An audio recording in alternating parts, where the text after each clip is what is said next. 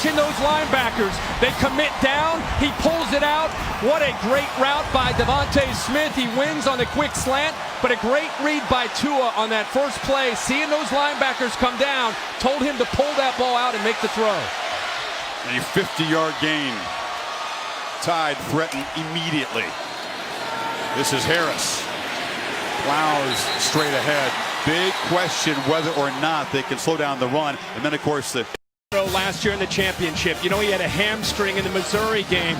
The month off has really helped him. He's fast. He's back to 100%, the speed, the vertical threat. And here shows what he can do after the catch on the quick slant. So many explosive big play weapons for Tua to choose between. 2nd and 9. Harris breaks a tackle right at the line and falls forward. Will set up a 3rd down and 5. Well, if you're Ruffin McNeil, the defensive coordinator who took over for Mike Stoops after he was let go after the first Texas game, you got to be thinking we've got to try to attack the line of scrimmage. We've got to take our chances. We can't sit back and let Tua just look into this defense and do what he needs to do. We have to try to be aggressive. Let's see what they do here on this first 3rd down of the game. Not showing pressure pre-snap. Don't bring it. Tagovailoa, easy pitch and catch. It was Harris out of the backfield. He's got a 1st and goal.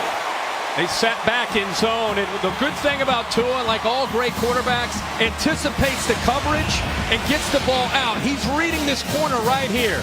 When the corner settles and sits back, he knows he's got his back out in the flat, and he gets it out there right away.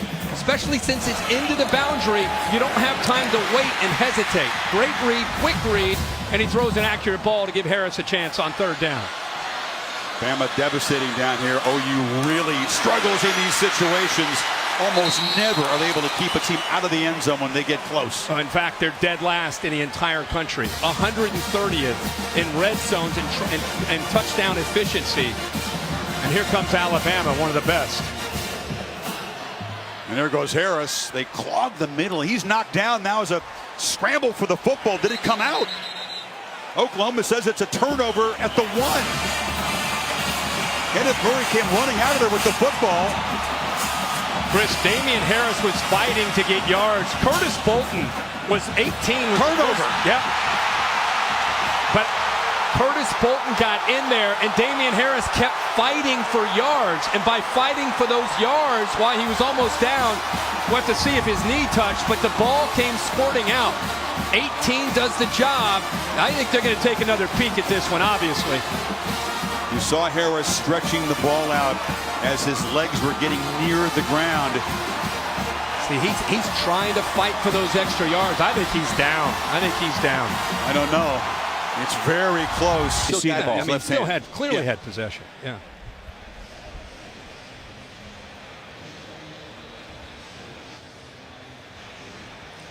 The key is you lose sight of the ball for a split second, but then you see it again. Come back, yeah. And he's got control of it, so he's down. There were so many very close replays in the Cotton Bowl between Clemson and Notre Dame early in the game. Especially early. Now we've got one here. That were pivotal. Yeah. Harris, he doesn't fumble. These Alabama running backs flat out don't fumble. And by the way, you talk about what Oklahoma has to do defensively to kind of stay around in this game and have a good night against Tua. The 3 things are creating a turnover, getting red zone stops, and 3rd down stops. I mean, if they're able to hold up here, that would be huge. After review, the ball carrier's right elbow was down prior to the ball coming loose. It'll be 3rd and goal from the 1.5-yard line. Just what you guys figured, and so a reprieve for Harris, who goes back out there on this 3rd and goal from the 1. Yeah, and now the defense that came up with a big stop, and all the emotions, now they got to come back out on the field, and the ball is inside the 1-yard line. That's a tough blow emotionally. Now they got to bow up here on a big 3rd down. 7th play of this opening drive.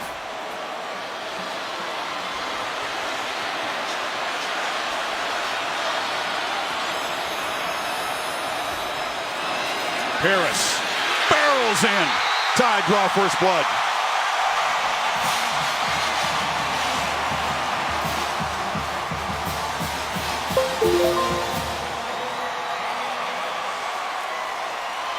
The huge play to Devontae Smith on the opening play for 50 yards set the stage, and then it's power football. Yeah, the right side blows up the Oklahoma defense. Actually get a little penetration once again from Curtis Bolton, but that running a style of Damian Harris gets him low enough and strong enough to be able to fight through the arm tackle and take it into the end zone. Oklahoma won the toss, chose to play defense first, and that is doubly deflating, Kurt. Not only do you give up an opening touchdown and put immediate pressure on the offense, but you thought you had a takeaway. Yeah, that's what I was saying earlier. You get that stop, you're over on the sideline high-fiving each other. They do the review, and now you got to go back out onto the field. But, you know, Oklahoma, it's early in this game. They had such confidence in Kyler Murray. This is their kind of game. Not to say that they intentionally give up touchdowns. They're just used to that being the kind of game. And they knew coming into tonight, this is going to be a game that potentially can go back and forth. I think it is important because you're trying to establish some confidence. You need to have a response here from the Oklahoma offense. 11th time this season that Saban's offense has scored on the opening possession. The Sooners have also been a fast starting crew. They're used to this position of needing to score a whole bunch of points. You won't be rattled. He welcomes the challenge. The freshman, Joseph Bulovas, to kick it away.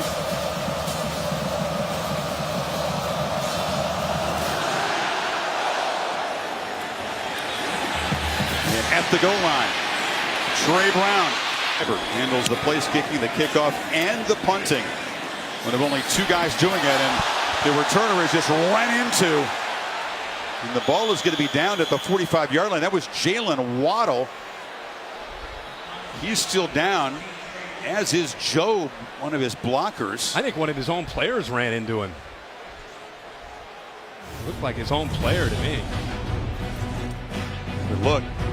Right there. Yeah, that's why it wasn't kick catch interference. Well, guys. Yeah, he's 3 for 3, Maria, to start as Jacobs carries for a short gain and the first down. He starts very slowly on the treadmill. You check out the lateral movement, and again, the point of that surgery is not just to get him back on the field quickly, it's to make that left ankle more stable and, Kurt, less susceptible to high ankle sprains. You would have loved to have that operation when you were playing. Yeah, I would have. I actually had a very severe ankle early in the year, my senior year, and it just kind of lingered the entire year. This procedure is incredible, and if it holds up, I'm sure there are going to be a lot of coaches and GMs around the league in the NFL. They're going to take a look at that. Jacobs gets loose on the edge and is slung out of bounds after a solid gain by Kenneth Murray.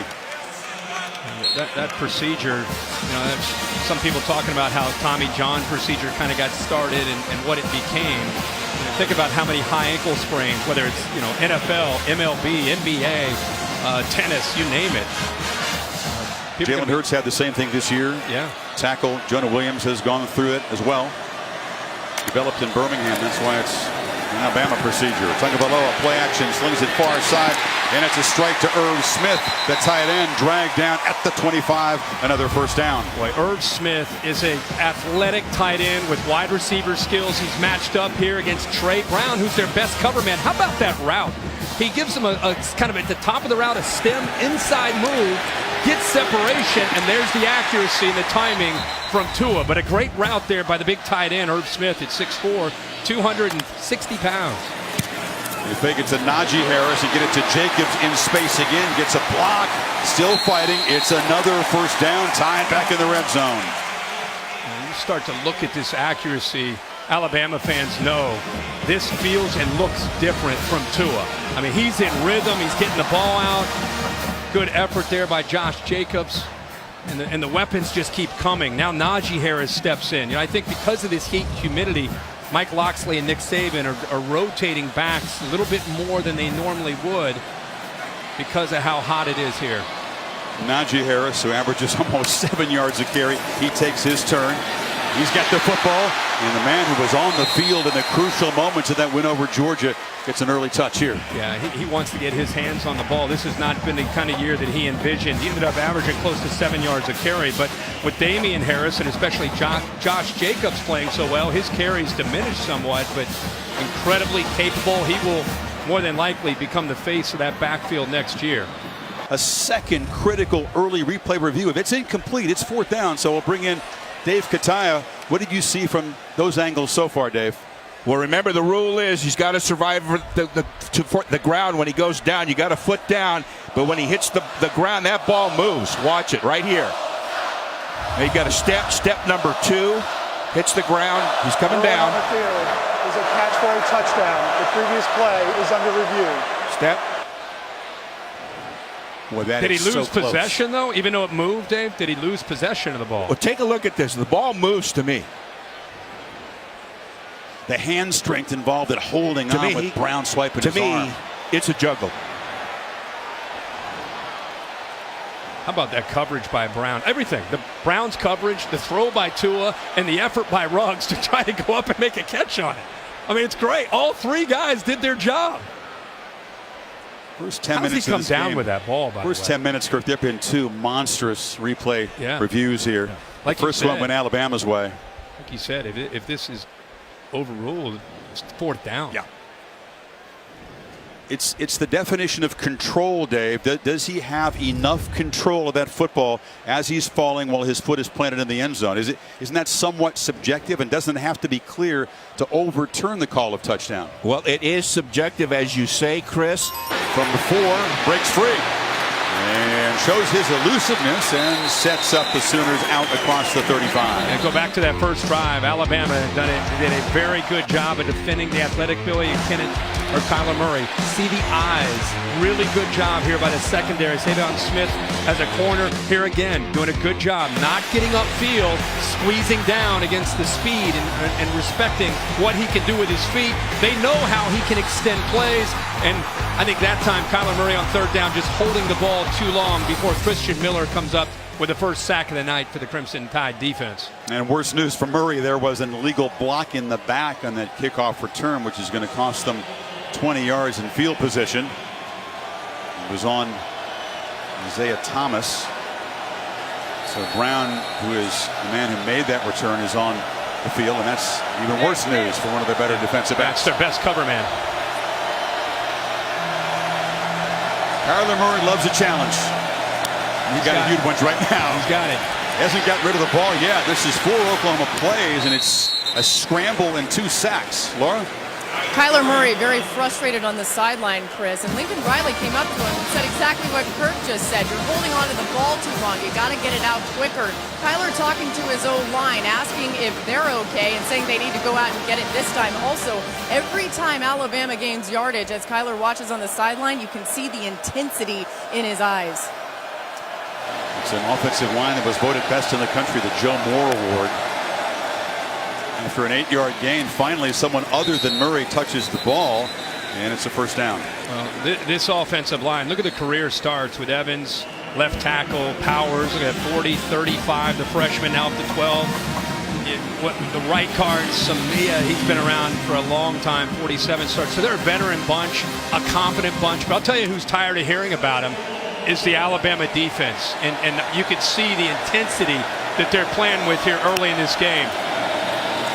This is Marquise Brown, but that ball just fired into the turf as Quinnen Williams picked it up, and now it's run into the end zone. There's no signal yet. Touchdown. Xavier McKinney picked up, but this was ruled on the field apparently. It's a forward pass. He threw the ball from the 20-yard line, and the ball landed at about the 18 and a half. This is a forward pass. I'm not sure why they didn't stop play. Well, when in doubt, they want to let the play out, Really but that wasn't even close. You're right. That was pretty recovered obvious. by the defense for a touchdown. I think the Sooners are going to get a replay review that they like finally. Yeah, I mean, like I said, he threw that ball from about the 20. He said you're clueless. The ball's at he's about the 19-20. Watch where the ball lands. About the 18 and a half. It's not even close to being backwards. That'll be turned over. If it's even with the line, that's also a pass, not a backward pass. So Yeah.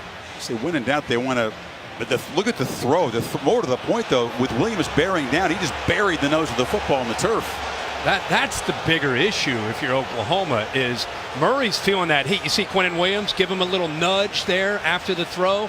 And I feel like Kyler Murray right now is feeling in the presence of the Alabama rush. He's never done that this year. He's been the guy that's dictated things against the defenses that he's played. But, you know, we've been saying it for 4 weeks. This is a different defense than what he has faced in the Big 12. And he knows that coming in. But I think early in this game, I think they're in his head a little bit. Well, Quinnen Williams was certainly in Lincoln Riley's head. The game wrecker, number 92, the man that he most feared on that Alabama defense, the Outland Trophy winner. The pass was forward, therefore it's an incomplete pass. Second down. Please reset the game clock to 4 minutes and 42 seconds. 4-4-2. Sooner fans thinking, okay, you give us the obvious one. The two close ones both went Alabama's way. I want to go back to Quinnen Williams. You were just talking about him. You're talking about a guy who has come on this year to be one of the best defensive players in the country. Very slippery, 6'4", 290 pounds. He's the modern era inside defensive tackle where he uses quickness like an Aaron Donald with the LA Rams to get around people. He's not that big old Alabama 340, 350-pound guy that's eating up space. He's athletic in the middle. So 2nd and 10. And the Tide swarm the backfield, and they drop Sermon for a loss. That was Isaiah Buggs. And there it is. He's head up on a freshman. Keep in mind, this is a freshman. Quinnen Williams right here just disrupts the play. In fact, he puts the left guard, Ben Powers, on his back. 3rd and long, and it's a downfield shot. This is Brown, but it's overthrown. He was closely covered there by Jared Maiden, and it's 4th down. Now, they really haven't even tried to start the running game. And we could talk about Murray all we want, but if you've watched Oklahoma, in Lincoln Riley's system, it's more about the running game with Sermon and Brooks on early downs to get their tempo going, to be able to put them in position, to be able to be aggressive with their passing game, play action. And right now, they're more about the pass and on the perimeter than they are about trying to run the ball, and because they're losing the battle up front. Maiden forced Brown to just alter his route enough that he couldn't catch up to the football. Waddle is healthy and out there, makes a fair catch on that punt. 10-yard line. The South Florida native makes a big play. Well, you leave them one-on-one, and this is what can happen. Trey Norwood on the inside, 13, has moved to the safety spot. And it's Jerry Jeudy, the top receiver in the country, one to Biletnikoff. Alabama's been coming up with big plays all year in the passing game. It's tough to leave these guys one-on-one, and Jeudy makes them pay for it. And by the way, Tua has not missed a pass, now 7 of 7. But Jalen Hurts is a quarterback, and Tua is split out wide left. They call this the Aqua personnel group. First snap for the hero for the SEC championship game. Sooners bring pressure, ball out quickly to Harris, who's got blockers. And he barrels down for another first goal.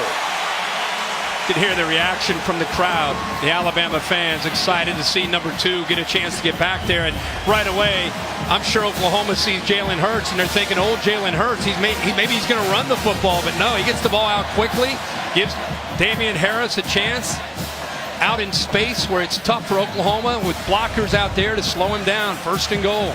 Only one football. Every member of this Tide offense wants it right now because it looks like whoever gets it's going to score. Hurts sliding to his left, lowers the shoulder, and still driving down near the 1. He can't quite push the pile to the end zone, but they got close. And he also had help from his lineman. Remember, that's legal. You can push the ball carrier from behind. It looked like Lester Cotton, the senior, was involved in there. Damian Harris trying to help him out. Hurts comes out now. A couple nice plays for Jalen Hurts. Gets a congratulations from Scott Cochran, the strength coach, Nick Saban. We'll see more of him. Boy, this is tracking. Yeah, I think we might. Smith in front of Harris, who gets it. And scores standing up for a second time. The Tide pouring it on in Miami.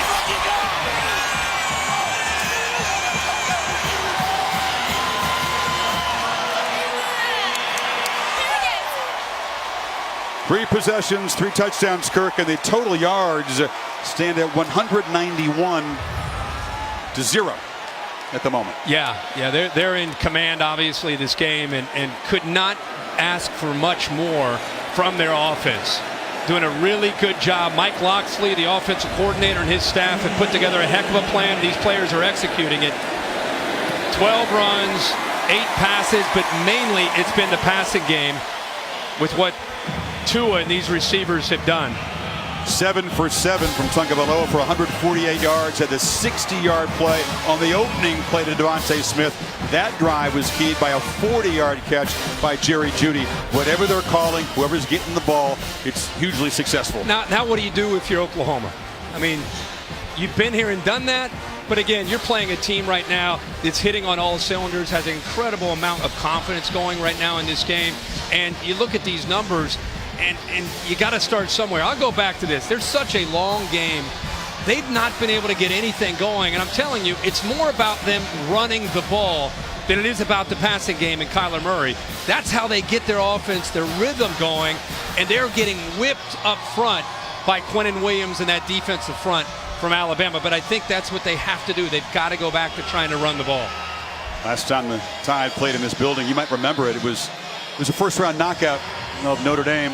Yeah, the BCS championship. Feels a lot like that.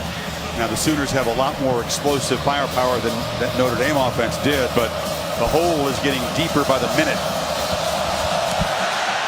It's a short hit by Bolivas. It's going to bounce, and collecting it is TJ Pledger, and it's a short return. AT&T pylon cam right down the line at Harris's stand-up touchdown. Yeah, Alabama moves the ball down. Damian Harris, this Alabama team feeling it. They run on that right side, and Damian Harris knows, watch this, he gives a message to the crowd. It's going to be a long night. It's a long night early in the night for Oklahoma. Yeah. Can Murray create some magic, spark this team? Serious urgency in a first down pass attempt. Calcaterra, the tight end, makes a fingertip grab. Oklahoma has a positive play and a first down. That's a heck of a throw by Kyler Murray, and a great effort here by Calcaterra to go up and use his fingertips to make this catch. Every inch, 6'4", 221 pounds, replaced Mark Andrews this year, and he learned a lot of things from Mark. Makes a nice play. Kennedy Brooks, part of that freshman tailback tandem, barrels around right end, and he rips off 10 yards. See, that's their game right there. Now they're going to try to probably go tempo. You got to get Alabama, who's been asserting themselves on their heels. Now they're looking more like Oklahoma on these back-to-back plays. Lincoln Riley, of course, who is the play caller for the 4th season. In his 2nd year as head coach, Murray keeps it, and he stumbles as he tries to get away from Williams and around the edge and loses about 3. Well, Dylan Moses stays home that time and forced Murray to cut to the outside, and he's so quick. That time he out-quicked himself. Watch this. He's going to try to get outside of that block. Sees Dylan Moses right there, tries to get to the outside, following that block by Meyer, but loses his footing. Now 3rd down. We're seeing things we haven't seen from him all season. Yeah. I think he's pressing a little bit, trying to maybe live up to that hype of winning the Heisman. Final seconds of the first quarter. Sooners on 3rd and 4. Murray from the pocket flips it incomplete. It was off the hands of Miles Teese on a crossing route, defended by McKinney, and now a 4th down decision near midfield. Yeah, these Alabama players right now are dialed in. Tosh LaPoy, the defensive coordinator, first-year defensive coordinator, has these guys very well prepared. They're in position, making plays, and you can just tell, like I said, they're playing with confidence. And a team and a defense that knows what they're seeing and reacting, it's a team that's well prepared. And Riley makes a decision, down 3 touchdowns in his own end of the field, goes for it on 4th and 4. Tide rush 4. Murray flips it into heavy traffic, incomplete. Deontay Thompson got in there, and the Tide make a stand. Well, they did a good job of anticipating that quick throw over the middle. Watch Christian Miller, who's been normally a pass rusher. This time, he shows that he's going to rush, and then he drops to be able to take away anything underneath. Look how tight that window is. I mean, he was able to somehow get it in there to tease, but he couldn't even see the ball because of 3 Alabama defenders right around him. Talk about an Oklahoma offense that moved the ball at will, averaged 578 yards, #1 in total offense by far. And now, with 5 seconds to go in the quarter, it's Hurts back in the game, split out left in a receiver position. Take a shot here. Hot pass to him. Jalen turns the corner. When he gets ahead of steam, he is tough to bring down. Everything working for the Crimson Tide, who set an Orange Bowl record. There's a scuffle there. Murray on that Alabama sideline trying to talk back, and the Tide, a lot more reason to talk in the first 15 minutes. They brought Hurts in motion, fake it to him, and Jacobs plows ahead for a first down.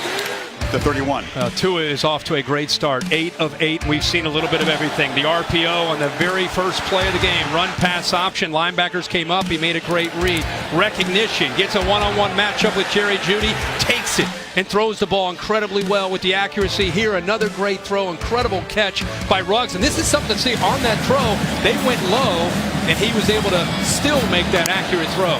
Tua's in the slot. Hurts has the football. He pitches it to Jacobs. That was a terrific play by Trey Brown off the corner. Yeah, Trey Brown on a corner blitz, trying to bring a little bit of pressure, maybe trying to get after the quarterback, Jalen Hurts, but instead sees that quick pitch out to Josh Jacobs and able to set the edge to that defense. Plenty of the aqua formation, and Mike Locksley is going to take over as Maryland's head coach after this playoff season. Some wrinkles early, Kirk. Yeah, it's some wrinkles because he knows he can always go back to one-on-one chances out on the outside. You know, he pretty much has his entire playbook open right now, calling anything and everything. The tight end motions into the backfield to block for Jacobs, who runs to the right. And this is a personal game for Jacobs. He was from Tulsa, not highly recruited. Oklahoma never really gave him a look. He came as a rare 3-star recruit to Tuscaloosa, and he has made it personal against the Sooners tonight. Yeah, he has. I was talking to him at practice a couple days ago, and he was fired up, talking about how much he knows a lot of these players from that Tulsa area. Hey, I love him because most Alabama players are 5-star, 5-star, 4-star. This guy's a 3-star, didn't have hardly any other offers. I'm going to tell you something. If he decides to come out, he might be the top back drafted in the NFL draft. He is a special talent, number 8. He's got the 3rd most carries among these running backs on this team. Tagovailoa, clean pocket, flips it in the flat. There goes Jacobs. Head of steam, lowers the shoulder and scores. It is personal. It's emphatic, and it's incredibly lopsided. We just talked about how this is a guy that has an excitement and an energy about him this week, knowing who he's going up against, but it's also his skill set. Watch the linebacker try to get out. He's in man-to-man. Watch the traffic. Well-designed play, man-to-man. He's slow to get out there. Jacobs has it, and now this is what's special. You saw a little bit of everything that Josh Jacobs has.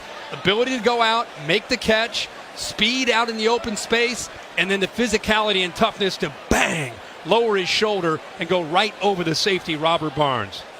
Who was still down on the field. Barnes is not a small guy. 6'2", 207, but so much momentum on Jacobs' side in that collision, and Barnes has paid the price. Maria. Well, Chris, you guys talked about the fact that this game is personal right now for Josh Jacobs, but every single time he touches the football, it's personal. He actually spent some of his time homeless growing up as he and his 4 brothers and sisters lived with his father, and he worked to become financially stable.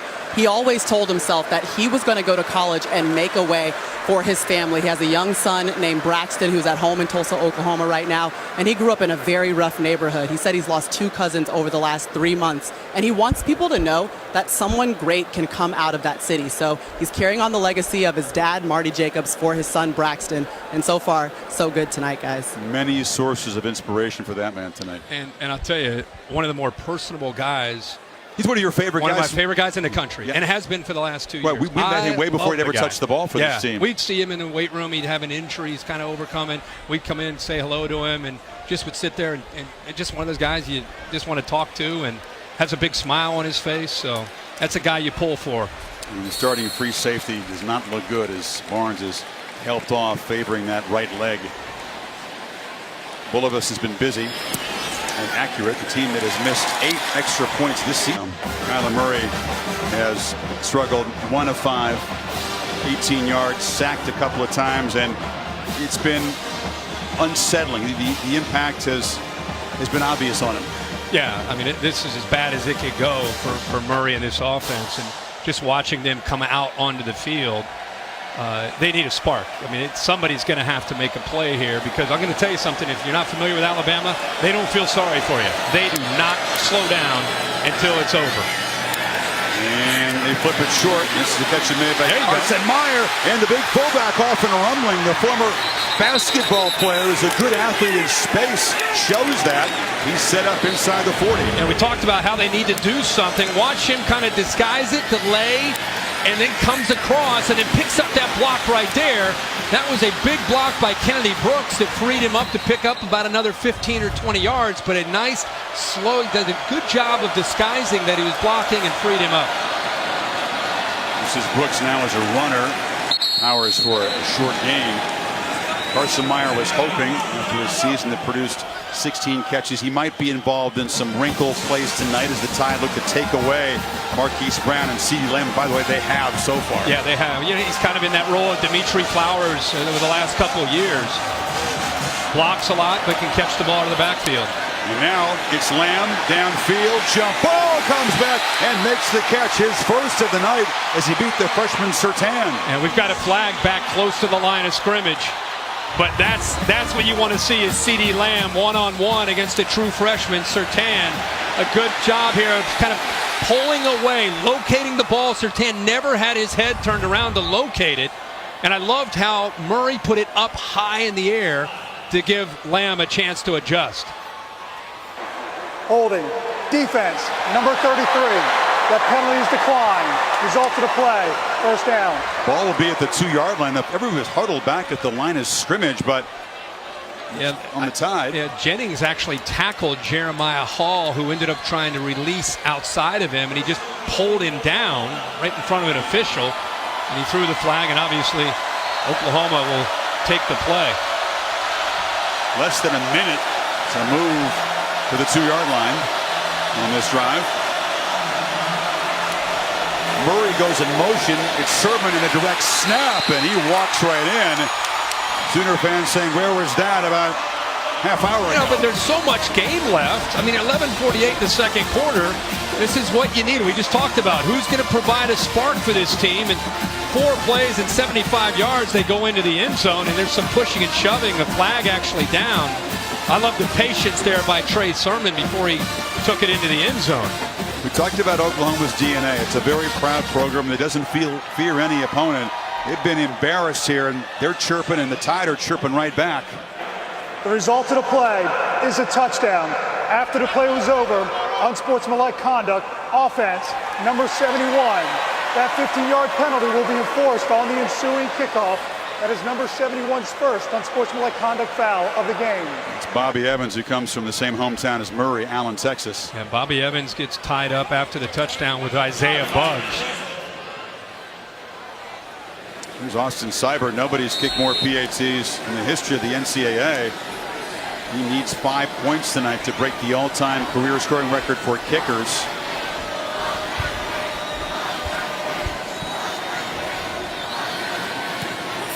Well, it comes 4 touchdowns behind, but that was quite a drive for OU. It was. They had a nice pass to Meyer, the big throw down the field to CeeDee Lamb, and then the direct snap to Trey Sermon, who waits patiently, finds the hole in the backside to get the ball into the end zone for the touchdown. And we've got another flag that's come down.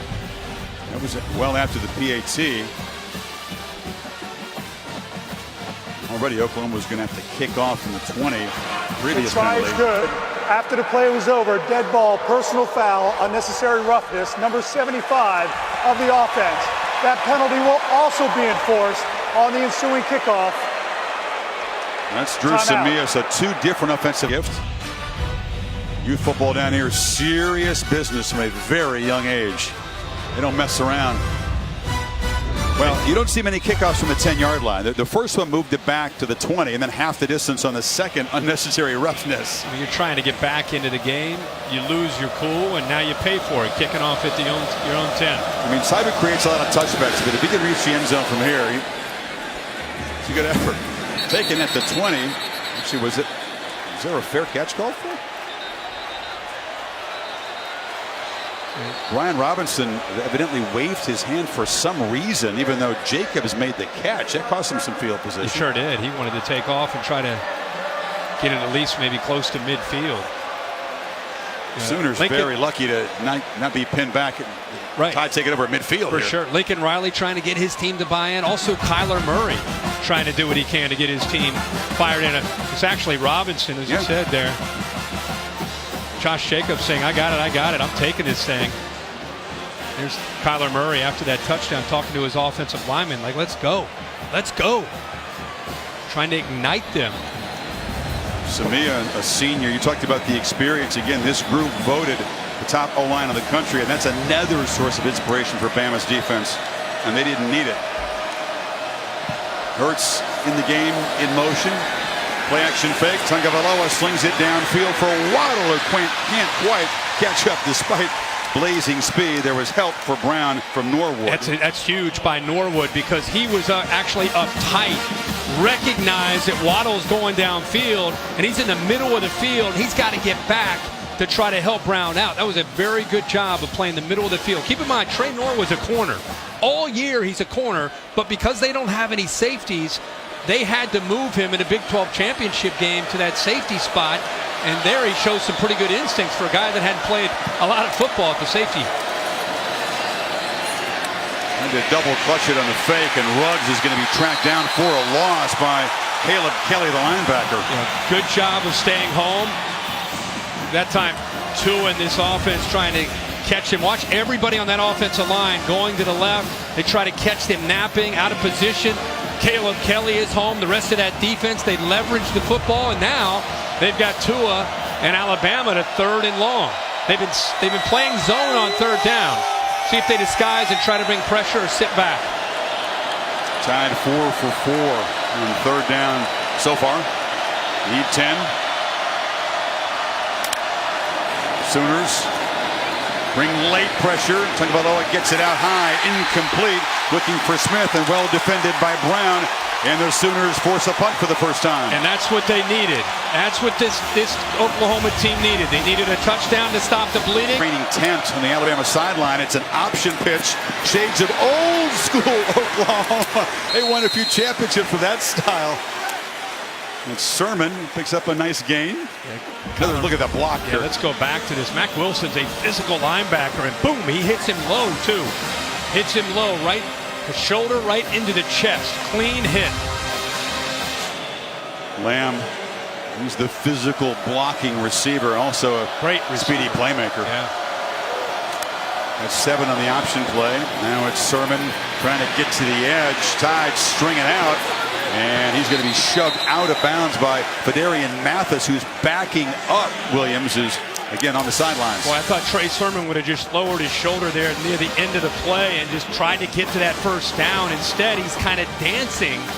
And you know, he had Marquise Brown out there blocking. And if he just would have just continued around the corner and just lowered his shoulder, I think he picks up that first down with ease. You got 2 plays to get 2 yards here. It's 3rd down. Have not yet converted on 3rd. Got to account for Murray's legs here on 3rd and short. Slant batted straight up in the air. Dangerous play, falls to the turf, but it was Jennings getting that long arm of the football. You know, he's done that all year. It's his 10th of the year, where he can't always get to you, but he's going to do a good job of getting his hands up and timing it up. Keep in mind, Murray, they list him at 5'10", but there's no way he's 5'10". And these are big, tall defensive linemen with a big wingspan, and Jennings times it up, knocks it down. Now we got 4th down.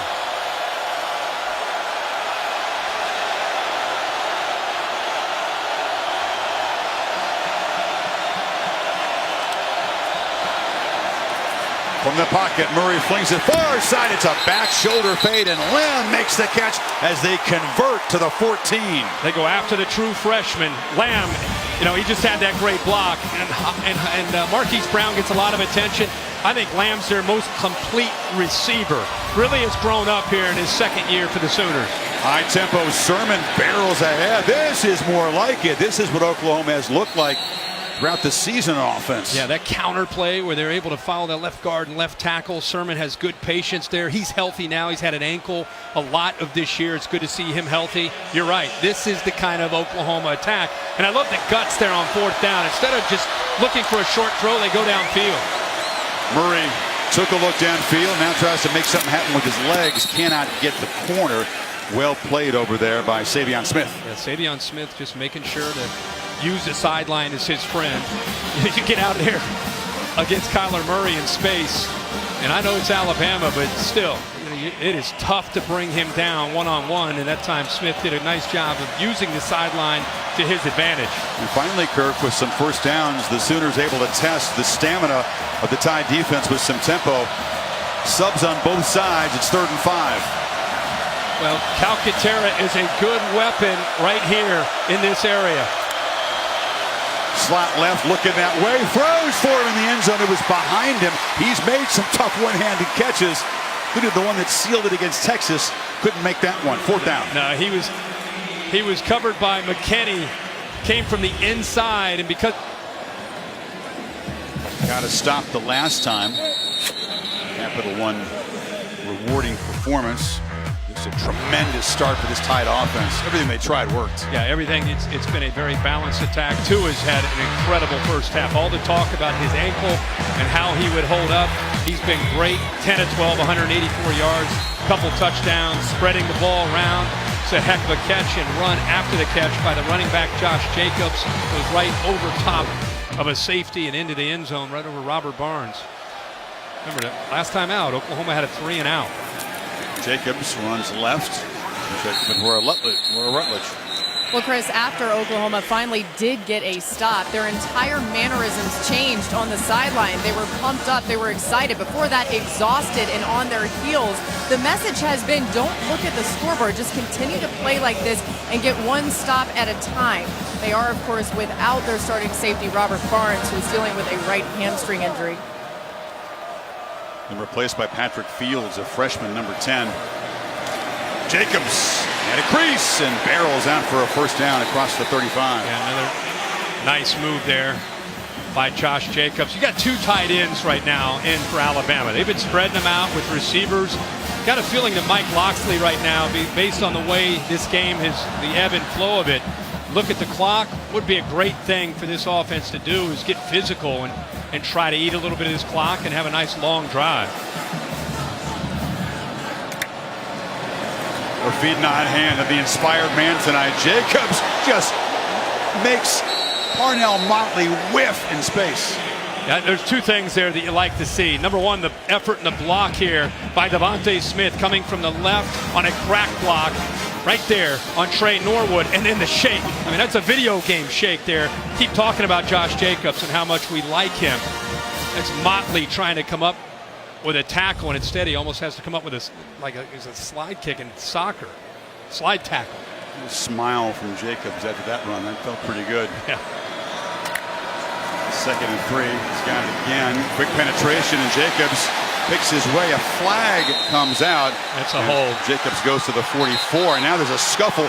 Caleb Kelly ended up on top of Henches, the tight end. Yeah, well, there's a hold by the right tackle, Wills, that'll bring this back. Holding. Offense.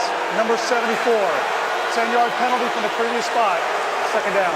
I don't know what he was thinking. He just grabbed an Oklahoma defensive lineman, I think it was Gallimore, and just threw him. Saban was lobbying, by the way, for a personal foul, Kirk, after the play on Kelly. Here's the penalty. Watch this, just throwing him to the ground. You see off the left of your picture, 84 and 19 wrestling. No call on that one. It's the first penalty on Bama. Nick Saban should be hot after that because, like I said, they wanted to. He's making some notes. They wanted to go 2 tight ends to get physical and kind of control the end of this first half. 2nd and 13. Play action. Slanted, a fingertip catch made by Smith. He's a yard short of the marker at the 45. Yeah, they went back to the run pass option. Linebackers bit up. You see one of them right there, Bolton. And again, when he sees those linebackers, he's got the option to either hand it off, or if the linebackers come up, he pulls the ball out and throws that quick slant. And a good effort there by Smith to extend and come up with that catch to set up this third down and short. Bama offense just making every play that you can make. Jacobs now in Wildcat as Tua is shifted out way to the right. High snap, and the Oklahoma native barrels forward, another first down into OU territory. You know it's coming, and you still can't stop it. And now they can get back to being able to just run that football. Right tackle that time, Wills makes a great block the entire right side. And the tight end, Henches, gets up to the second level and makes a nice block on Kenneth Murray. Sooners had some backup defensive linemen in the game. Now they shuttle the starters back in. Jacobs and Najee Harris flanking Tagovailoa. And on the play action, Waddle makes the catch in space. It's another first down. They went after Fields, the freshman. Barnes' replacement that time. Everybody talks this year about Tua and this offense and how great Tua is. The difference in Alabama this year is what's around Tua. A big, strong offensive line, NFL quality running backs, and 4 deep at wide receiver. It's the best group of receivers that Nick Saban's had since he's been at Tuscaloosa. Throwing Irv Smith at tight end. They needed a distributor, and that's what they got in Tua. On the blitz, they flip it in the flat, and Jacobs just tries to hurdle his Sooner, ends up getting carried out of bounds as Trey Brown said, "No, you're not jumping all the way over me." Jacobs is feeling it. Now, Trey Brown is from that same Tulsa area that Josh Jacobs is from. You're right, he goes up trying to get to that first down marker. Very content. You don't feel any urgency at all right now from Tua as the clock works down underneath 3.5 minutes.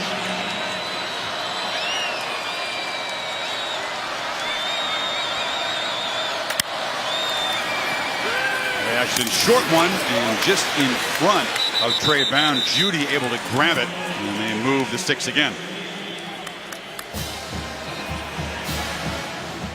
14 for 16 is Tua right now. He's in a groove. I don't think if you're Bama, you want to give Kyler Murray much time to work with. Some methodical drive. Just work their way down the field. So far, 8 plays, 51 yards in 4 minutes. Chew up as much clock as they can.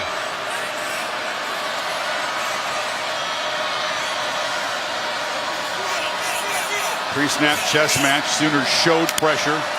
Tagovailoa changes things. It's a run left. Najee Harris is going to be corralled by Kenneth Murray, top tackler in this defense. And what he saw there was the Oklahoma defense overloaded to the right-hand side. Look at all these jerseys. And he sees that. He moves Najee Harris, then runs that zone play instead of to the right where all the white jerseys are. Just simply makes that check. But by taking his time, kind of having a dummy check at the line, he's able to read that, get his offense, and get his running back in the right position.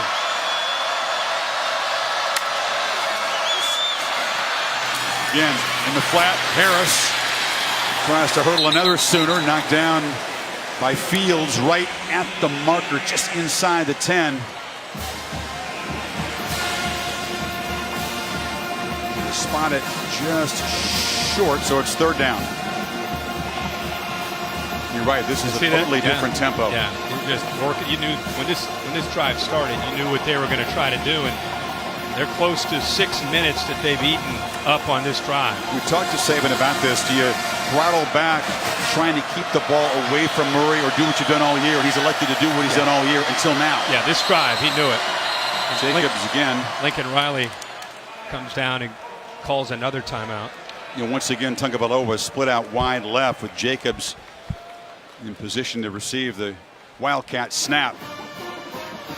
309 yards from this Alabama offense. You got 50 on the opening play to Devontae Smith. They can sprint right past you, but they can still smash you too, and that's what we've seen on this drive. Yeah, and I think that's what makes this offense just so good. Most of the attention of this offense goes towards Tua, the wide receivers, how they spread you out. But I think because they can still be old school Nick Saban, that I think probably scared Oklahoma as much as anything, is if they just decide to go into 2 tight end set and get physical, what do you do to stop that other than trying to put 8 or 9 guys at the line of scrimmage, and now you're susceptible to the deep ball and one-on-one coverage. And for a minute there, Oklahoma was threatening to cut the lead to 14, had to settle for 3, or chose to settle for 3. And Alabama has clearly regained firm control of this. 3rd and 1 after the timeout. Tagovailoa back at the quarterback position with Jacobs to his right. They don't need much, maybe a foot. And now they shift and a false start. So as offense, number 74, 5-yard penalty, 3rd down. And those wills again. He tried to get a little cute in 3rd and very short. Saban will take another note. We've seen this over the years. It doesn't matter the score.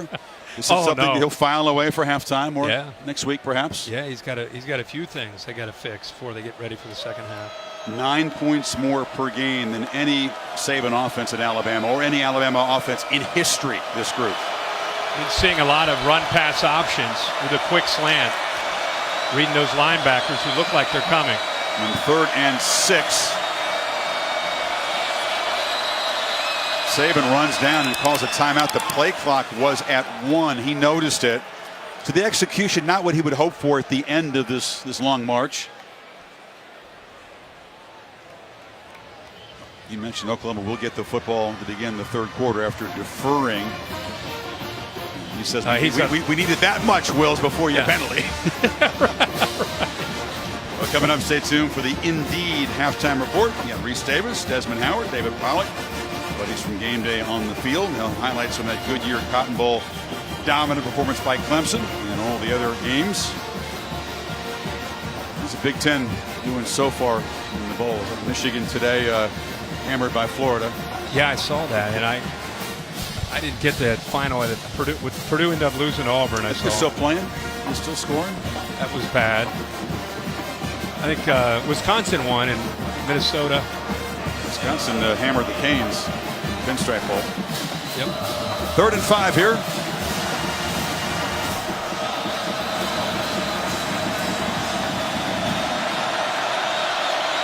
Judy in motion. Tua over the middle, delivers, strike, Smith battling, stretching, and scoring. There is a flag down on the far side of the field, so hold it. Irv Smith, junior from New Orleans. If it stands, it'd be his 8th touchdown. Illegal formation, offense. Number 74 was not lined up on the line of scrimmage. Oh, boy. 5-yard penalty. Take out the notepad because Wills is in the doghouse even deeper now, Kirk. Boy, yep, you got it. He's got the pen out. Boy, 74's going to have a long halftime. You wonder, Nick, of course, can remember these things, but just to make sure he takes notes. Yeah, he does. Looking over at the right tackle. I don't know. I think Oklahoma may catch a break. The design of the play, they went right after the true freshman safety Patrick Fields, who's in for Robert Barnes.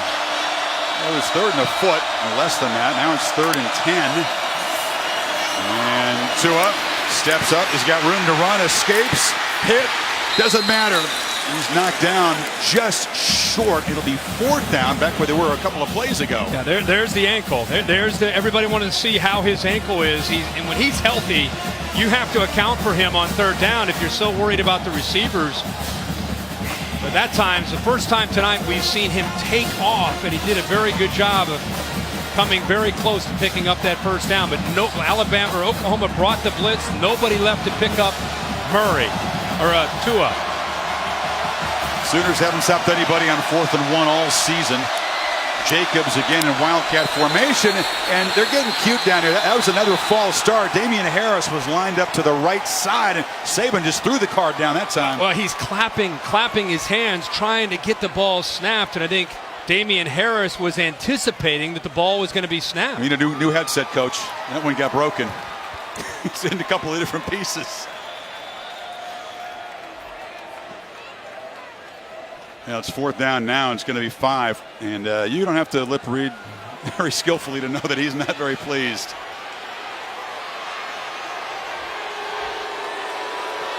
All these different formations, these different shifts and different looks. They probably could have done 1,000 simple things and got the 3rd down and a foot. Yeah. Yeah, I mean, you know, you had the running back in. The plays worked all night, but he's clapping and waiting for the snap to come in. Ball start. Offense, number 34. Oklahoma has declined the 10-second runoff option. 4th down. Yeah. Game clock will start on the snap. On the ready. Yeah, of Watch course Damian they want as Harris. much time. Right here, he gets in. He's kind of anticipating. See him on his toes. He finally just loses his balance, and Nick Saban's like, "Oh man!" Look at that. Watch the headset. Boom. You do that with a football, it costs you 15 yards. How expensive those things are, but they're going to need a replacement. So now, after all that, there's 3 penalties. It's Bulovas out to attempt a field goal from 38. Nick's mood will not improve if this one slides outside the uprights. It was close. They come away with 3. But I don't think that's going to calm Saban down too much. But 12 plays, over 7 minutes on the drive, and now they leave Kyler Murray with 25 seconds left.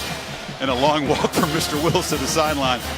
Well, the College Football Playoff National Championship weekend in the Bay Area going to be the place to be, whether your favorite team is in it or not. Learn about all the events and festivities planned for the championship campus at collegefootballplayoff.com. Don't miss out on the biggest weekend in college football.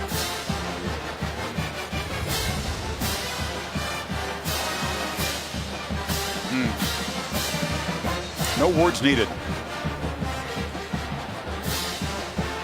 You know, he understands that Oklahoma's offense is explosive, and even though your defense has been pretty dominant, no lead feels safe, and that was just a wasted opportunity. Yeah, I mean, they had it at 3rd and short, about 6 inches.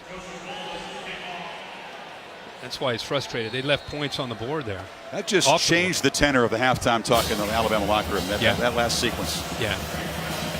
And again, Oklahoma will get the ball to start the second half.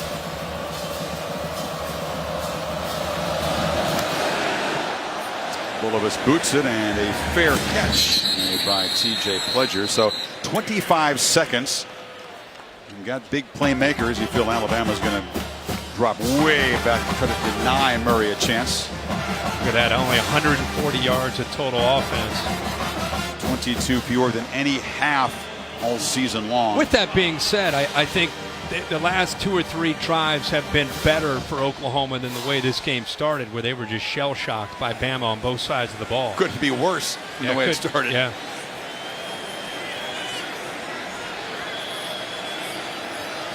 See if Murray has enough time to take a downfield shot. Tide rush 4, but they flush him, and now he's just going to flip it short to Meyer, and he picks up about 7. Boy, Quinnen Williams, his first step is just legendary in the middle of that defensive line. They don't have to even pressure. They don't have to bring the blitz. Quinnen Williams, watch him on this play. He's off just to the left of the center. Right here. He brought a pinky injury into the game, and Maria Portsy just had that retaped. Pinky's not going to keep him out of this one.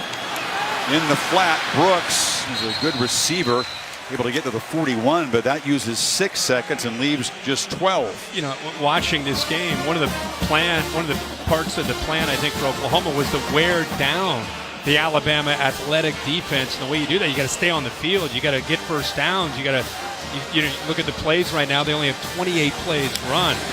They need about 25 yards to be in reasonable field goal range for Seibert, and Murray escapes and crosses midfield, but leaves just 4 seconds on the clock.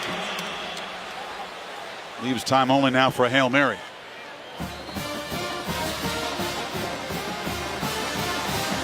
Very rough start for Kyler. He's 6 of 13. As a runner, 23 yards net. He's been sacked a couple times, in fact twice in that opening possession. 3 receivers out to the right. Sermon in the backfield. Tide rush 3, and they still flush him out. And he's not going to even be able to make a downfield throw. Still dangerous out here, but as time expires in a dominant first half. Pretty casual and calm, because he said they just need to repeat what they did in the second quarter. That was his message to Kyler Murray. He said they will do some more tempo, want to get this sped up as much as possible to really get Alabama's defense on their heels. When Oklahoma came out of the locker room, they were intense and focused, guys. Got to speed it up before the snap on the very first play. Makes it 1st and 15. Now Murray sprinting out. He's chased by Moses. And now a flag comes in after he got rid of it. It grabbed. It looked like Dylan Moses actually had a horse collar, possibly. Personal foul, horse collar tackle, defense, number 32, 15-yard penalty, first down. And Oklahoma catches a break. Nick Saban not happy about that. Moses trying to chase him down. Yeah, he just grabs the back of the jersey and brings him down. Referee right there. And that's a mental error by Dylan Moses and his Alabama defense. They had him backed up after the penalty, an incomplete pass, and now they pick up the first down because of the penalty. And Saban's so hot about those 3 offensive penalties in the final possession of the half. His move will not improve with that one. Ball at the 35. Murray chased and flips it back, and wide open is Meyer. Gets a block. Carson Meyer lowers his shoulder, and a flag comes in as he's tackled at the 45. And there's still some pushing and shoving. This is a chippy game. Yeah, I think this one's going to come back, a block in the back. And the running back downfield, Kennedy Illegal Brooks. block in the back, number 26, offense, 10-yard penalty, first down. This play was already defined. He's already downfield, and Kennedy Brooks, now he makes the mistake trying to block Mack Wilson. You can see he already had 8 or 9 yards picked up on the play. After the play, Drew Samia, the offensive lineman, got into it with Deontay Thompson. It's the O-line for Oklahoma, known as a nasty bunch. It has been chippy between that group and the Tide defenders. Once again, 1st and 15.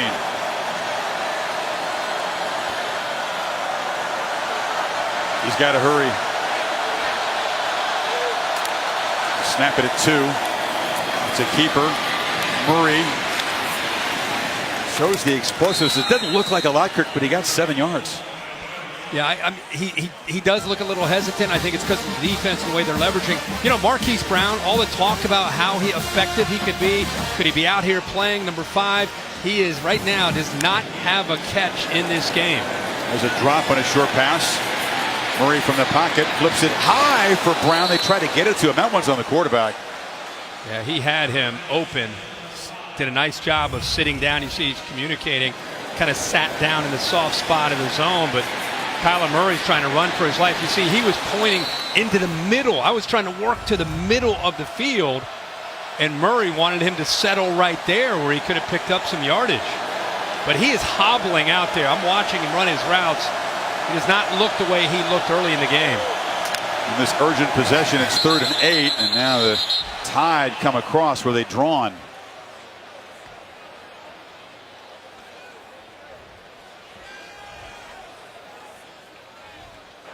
Ball start, offense, number 75, 5-yard penalty, 3rd down. Drew Samia is a terrific lineman, a senior veteran. He's had a rough night. He's frustrated. Right guard moves as the Alabama defense was beginning to move. If he would have just settled there, that would have been 5 yards for Oklahoma. 6th penalty for OU. They've frequently had penalty problems throughout the season, but they've been so explosive it hasn't really hurt them. May want to move him out of the pocket, or he's got to get rid of the ball quickly. They're coming after him. 3rd and 13. Here comes the blitz. Murray, nobody open, takes off, gets away from Jennings. You can see the suddenness. His feet earning the first down at the 46. Well, and the thing is, Jennings, 33, instead of rushing right here, he's actually sitting in the middle of that defense, but he does not have the speed to be able to sit there and try to spy Kyler Murray. Oklahoma did substitute, so Alabama could have slowed things down to get their subs in, but they use tempo and they find Lamb, and now the Sooners are in business. A first down inside the 45. And if you've not seen Kyler Murray play, gives you an idea how strong his arm is. You know, he's running this sophisticated scheme of Lincoln Riley's, and he's known, you know, for some fans because of his athletic ability. He's a top 10 draft pick in MLB. That last scramble gives you an idea. But his ability to process coverage and use his arm strength from the pocket is exceptional. And that time he threw that from the right hash all the way out to the left boundary there to CeeDee Lamb with a lot of velocity. A couple plays ago was 3rd and 13, so you see the running and then the suddenness of that arm.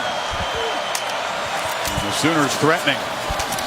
Brooks slams right into a crimson wall, but it spins free. This is a tough football player. If you look at the measurables, he didn't seem like a star, but you look up and he's got 100 yards. You're right about that. You know, he's had to step in because Rodney Anderson was lost early in the year. Trey Sermon's battled through some injuries, and he's had an opportunity to play early in his career, and he's made the most of it. They did a nice job showing some good balance. 1,000-yard runner, and he's free again, and muscles down inside the 30, and now that OU O-line is starting to get a push. Exactly. They love that counter play, and to be able to run the counter play, the left side has to collapse that defensive line down, which they did, and that frees up the right guard and the right tackle to come around and make some blocks. 8th play of the drive. On 1st down, Murray thinking play action, wanted to take a shot downfield. Has the luxury of time, launches into the end zone, is looking for Meyer. It's broken up nicely by Thompson. Boy, I don't know. He just kind of threw that up and hoped. That's a dangerous defense athletically to do that with, especially when your receiver that you're throwing it to is Meyer, who has size at 6'5", but he's an H-back. You've got a couple safeties and corners back there. He's very lucky that Deontay Thompson did not intercept that ball. I'm surprised he didn't just take off and just try to pick up 3, 5, 7 yards. He had all day back there. You're right. There was some desperation in the decision, and then the ball was not accurate. 2nd and 10.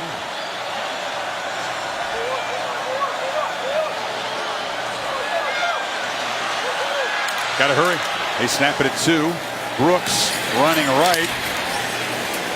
Powers forward for a short gain. It'll be 3rd and 7. Again, checking because he saw 2 safeties back. He had McKinney and Thompson both back, and when you have 2 safeties from Alabama back, you feel that the numbers in your advantage to run the ball. But Thompson late came down to give them that extra defender in the box, and they were able to hold up there on 2nd down to get the Sooners to now 3rd and long. Last time he converted with a scramble, you figure Bama will spy him this time.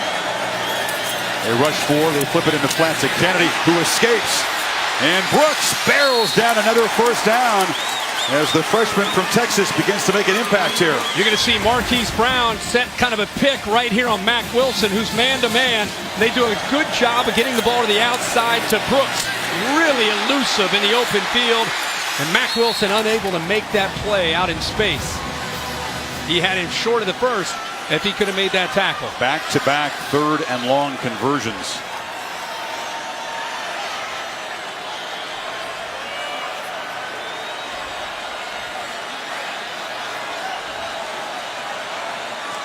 Got to find the end zone here. Field goal doesn't do him much good. Sermon cuts it back. Knocked down at the 9. One of the things Lincoln Riley told us that I think is great to see in college football today, you see signs on the sideline and, you know, different things. Quarterbacks, a lot of times they don't even have to think very much. The coaches on the sideline are doing it for them. Baker Mayfield the last 3 years was in command of this offense. What we've seen this year from Murray, in command, setting the protections, getting out of a bad pass into a good run, constantly in command in this offense, and he demands that from his quarterbacks. Calcaterra in motion, and a slant is too high for Lamb. Zipped it. The fastball missed the strike zone, though. Well, he tried to go over top of 2 Alabama defenders. CeeDee Lamb is open, but look back close to the line of scrimmage. 49, Isaiah Buggs, the safety, McKinney, who's up close to the line of scrimmage. I think that affected his accuracy by trying, instead of waiting just a second to maybe go around them and having a better throwing lane, he actually tried to go over top of them, which is very tough to do when he's sitting there at 5'9". Need 6 on 3rd down. Already 2 crucial conversions in this drive. Murray chased. And flips it short, bobbled and incomplete. And the difficult night for Marquise Brown continues. 4th down. Yeah, he cannot hold on to the football. You got a man down, maybe Christian Miller. We talked about the physical problems with the foot. It's affected him mentally, I think. He makes that catch normally. That's a 1st and goal. Yeah, it was. It is a chip shot. And it is an all-time scoring record for kickers by Seibert. That record means a lot to him, but the 3 points don't mean a lot in this game. Interesting. Margin cut, but Seibert, who now has the record, another touchback. They were 4th and 5 and then 4th and 6, twice at the 9-yard line, and both times Toast kicked the field goal. Maria? Well, guys, coming out of the locker room for Alabama, the focus was on cleaning up all of the mistakes and making sure that everyone was great with their assignments. And also, I checked in with head football athletic trainer Jeff Allen. He said that Tua feels great coming back into this game, but a couple of updates. You saw Christian Miller going back into the locker room for further evaluation. It's a left leg injury. I've also seen Isaiah Buggs getting a little bit of treatment. They're adjusting his knee brace right now on that left leg. And guys, the D-line looking very gassed over here, making sure they're getting oxygen and ice towels in between the breaks. Sooners used 5 minutes on that field goal drive, and now Bama trying to pick up where they left off. This could be kind of a grinding second half, Kirk, if they throttle back the pass game a little bit. Yeah, they could. I mean, they have anything in front of them, but you have 2 tight ends, and you've got an offensive line that's coming off the ball and pushing Oklahoma around, and you got a running back in Josh Jacobs, who's off to a really good start, averaging 5 yards a carry. Bama off the highest scoring first half in their bowl history. Leads Jacobs again. At times, you mentioned the injuries in his career. It's been a frustrating ride for this guy who's worked hard on his game, and this is the shining moment so far for Josh Jacobs in college against his home state school, and playing a huge role as a runner and receiver. Yeah, he's showing really what he can do. 11 carries tonight. Giving him an opportunity. He's been able to catch the ball out of the backfield with that big touchdown. They don't get cute on this 3rd and short.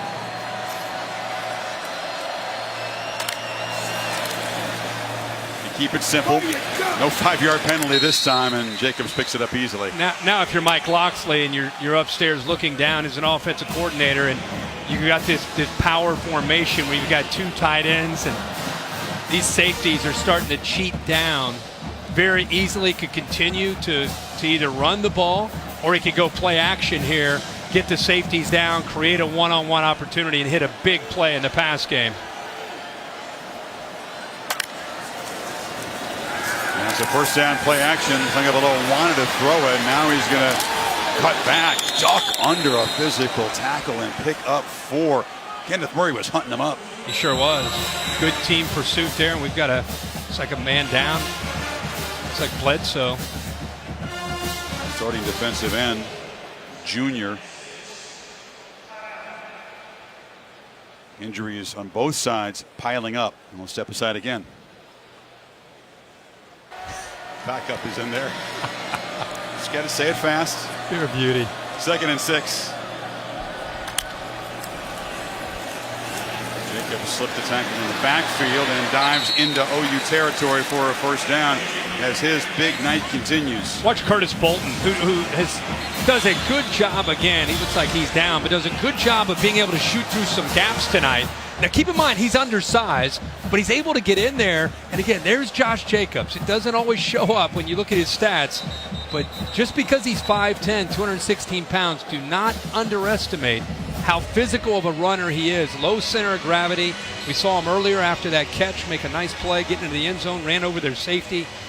Well, he brings a lot of physicality to that position. Curtis Bolton, the starting backer, is out of the game as the Tide continue to pound away, and the Sooner casualty list is growing. Got man-to-man. I think Tua sees that. He could take a shot here if he wants it. Taking a peek. Now there was some confusion. Jacobs was nowhere to be found as Tua turned to hand it off to him, and it's going to result in a sack as he's dropped way behind the line by Caleb Kelly. You know, he makes a check, and I think everybody picked up on it except he and Jacobs. You know, he sees the defense. He sees potentially man-to-man. He kind of gives a look out there. Jacobs moves over to the left, and I think he was surprised that he moved over.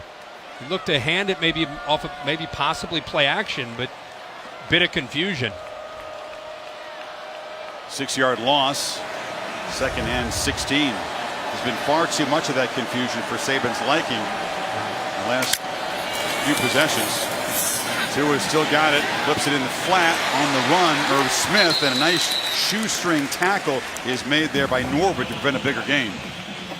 Yeah, I'm very surprised that Oklahoma is walking their corners up and almost challenging Jerry Jeudy and Ruggs. Safety in the middle of the field, but nobody over top protecting the corners. At some point, you got to think Tua is going to see that and want to take advantage of a one-on-one matchup and try to hit a big one. Doing it again. See him walked up tight. Tide need 10 on third down.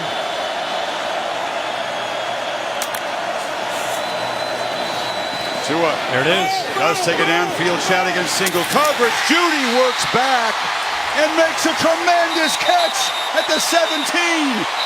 Tide receivers making every play tonight. I mean, Tua has to be seeing what the rest of us are seeing, and he's the one with the accuracy. He gets a little shake, a little stutter and go. How about the throw downfield? And oh, they may take a peek at that. Might take a peek at that. The ball looked like it was a little loose when he stepped out of bounds. And just before Alabama wanted to snap it, the replay booth does buzz down. Rolling on the field is a catch. The previous play is under further review. That's an incredible throw. Decent coverage. Jeudy does a good job of getting behind him late. And I think that ball is coming through his arms there as he stepped out of bounds. I'll be surprised if they hold this up. Would have had it cleanly, but he lost. Yep. He needed to hold possession while the right foot was down. Once the right foot was in the air and he gets possession, then the left foot comes down and he stepped out of bounds. Dave Kataya will bring him in again. There have been a couple of replays, Dave, where control of the football has been the principal issue. The key is, the rule is 1 foot down in this case and control. Problem is, that second step, he doesn't have clear control when that first foot inbounds is down, and we've got to juggle. To me, this is incomplete. 2 very early replay reviews went the way of Alabama, including what would have been, was ruled on the field, a fumble by Damian Harris at the 1-yard line opening possession. Replay overturned that. He was down, and they quickly scored. Parnell Motley, the corner, number 11. Coaches tell us when they moved Trey Norwood from corner to safety, his game elevated, his confidence elevated. He's kind of been hit or miss this year. There are games that you watch and you're thinking, why, he's really good. There's games you watch when he misses. Watch the route by Jeudy. He gets behind him, gives him a little stutter, and then go. And Motley's in position right here, but those long strides and the speed overall of Jeudy gets him behind Motley, and the throw is sensational by Tua. I think, it looks like they're feeling like it's going to come back. After review, the receiver did not have control of the ball inbounds. Incomplete pass, 4th down. Yeah, difference between 1st and goal and 4th and 10 back near midfield. That one goes OU's way, and they desperately needed it. Yeah,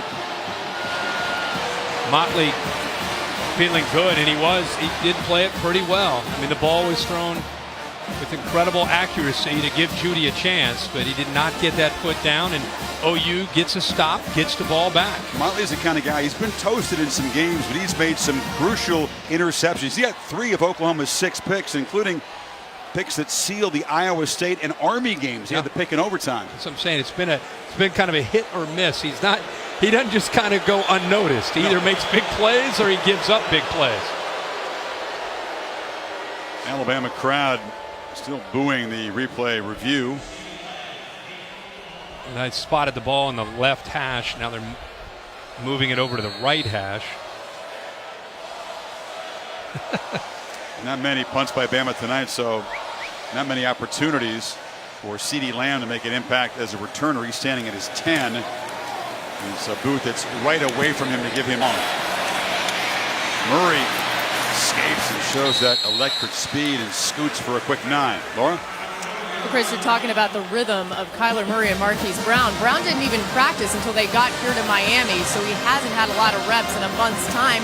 He's been limping on the sideline, but no one's even looked at him. He told me, Brown did, that he expected to be in pain in this game, but he didn't care. He said, if I could breathe, I will play, because I want to play in front of my family. About 30 family members here for him. And the problem's not the foot, it's been the hands. He's dropped 2 very easy ones tonight. I think mentally it's been tough. He was so keyed up. It is a homecoming game. Hollywood, Florida, his hometown. That's where Oklahoma's team is staying. It's about a half hour from here. It's been a nightmare for him so far. Can he return and make a play? First down after the run. And now Murray's still got it. And looks at the sidelines and over the head of his high school teammate, Lee Morris. Well, that's a gutsy throw. Morris, who he's got a good relationship with, you mentioned going all the way back to high school with an outcut, and Xavier McKinney, the safety, pretty tight coverage. He tried to go up and over McKinney, and McKinney gets just a hand on that and was trying to think about trying to get 2 hands on it and intercepting that. He would have walked to the end zone. Who's going to make a play for this Oklahoma offense on the perimeter besides CeeDee Lamb? Is there any other threats? Brown still on the sidelines. They flip it short. Lamb's got it. And he cuts back. A little wide receiver screen. Picks up 7. It'll be 3rd down. Yeah, that's good execution. You have linemen downfield. Gives him a very good chance here on 3rd down and short. Oklahoma here has the advantage. Even though it is 3rd down, with Murray's quickness, he can either get the ball out of his hands and try to find a matchup that he likes. He does love Lee Morris in these situations, 84, or also he can use his legs to outrun him and try to get to the sticks.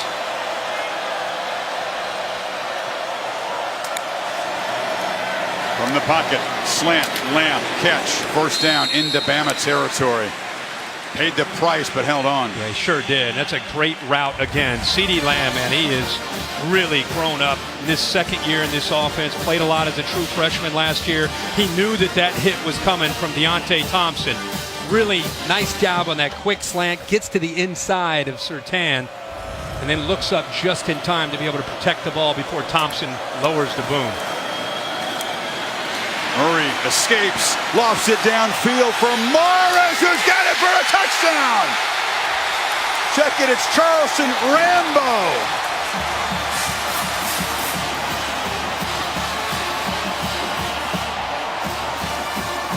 What a throw. We keep saying, who's going to step up besides CeeDee Lamb on the outside? 14, you see the blitz there by Carter.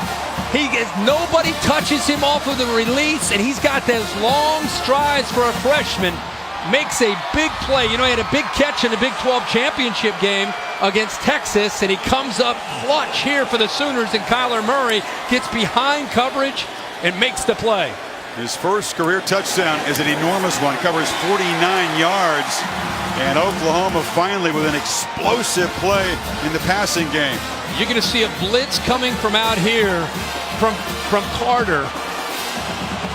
Once he does this is what he's seeing. He's seeing that he's got his receiver getting behind this safety, so even though he's got pressure right there from Jennings, he knows instead of taking off and running, he's got the arm strength on the run, by the way, to be able to get it up and over the safety for the touchdown. It's a baseball player throw right there. And it's a huge play, big moment for the career Rambo, but Oklahoma has now cut the lead to 11, and you can see why Lincoln Riley was fairly upbeat for a coach that was way behind. We got a ball game, he's saying. By the way, that ball on the run, thrown about 55 yards in the air. In the run, then almost in the air as he let it go. Yeah. Oklahoma had 28 points, Kirk, in the first 17 minutes of this game. They've only added a field goal to that since. And now, suddenly, for Oklahoma's offense, things get a little interesting. What will they do? Will Loxley get aggressive with the passing game? Will they try to work on the clock, fearing there's a whole bunch of flags, by the way, after the touchback? Now it's getting a little bit chippy here, which it has for much of the night. A little more chippy, yeah, you're right. This was a non-play. It was a touchback way in the end zone, and guys still got The involved. result of the play is a touchback. After the play was over, unsportsmanlike conduct, number 31 of the kicking team. It's Keaton Anderson. Wiley incredulous. Well, he called it Correction, on the Oklahoma. unsportsmanlike conduct foul was on number 31 of the receiving team. Yeah, that, after this is to the goal. he called it First actually down. on Oklahoma, but it is on Alabama, Keaton Anderson. You see it in the middle here. Right here, 31. That's completely mindless play there on a touchback. And it backs the offense up to the 12-yard line. Since they built the big lead, it's very obvious that Saban has not been pleased with the focus of his football team. Good reason. First time tonight, the Sooner crowd becomes a factor, and they're right in front of Tua and the Alabama offense.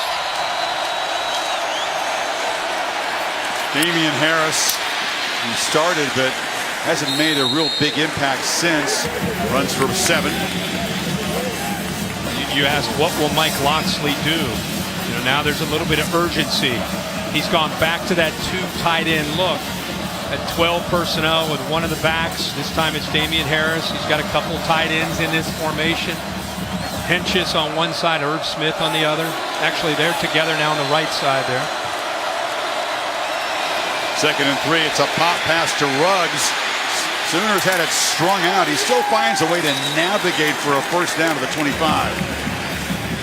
Caleb Campbell did his job with those 2 tight ends. He did get upfield, which is his job, to be able to force Ruggs back underneath, hoping that linebackers and safeties would be scraping, but just enough effort there by Ruggs and a good block by Damian Harris to give them that first down and get them away from their own goal line.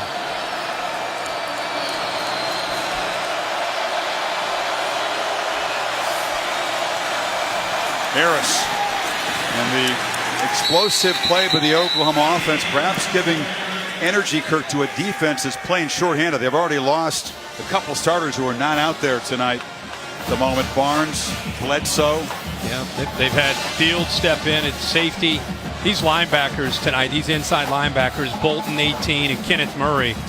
When Alabama's tried to run the ball, D-line trying to eat up those blocks, trying to free those backers up. They're going to have to step up here, especially late in this game. Bledsoe has been able to come back into the game now in this series.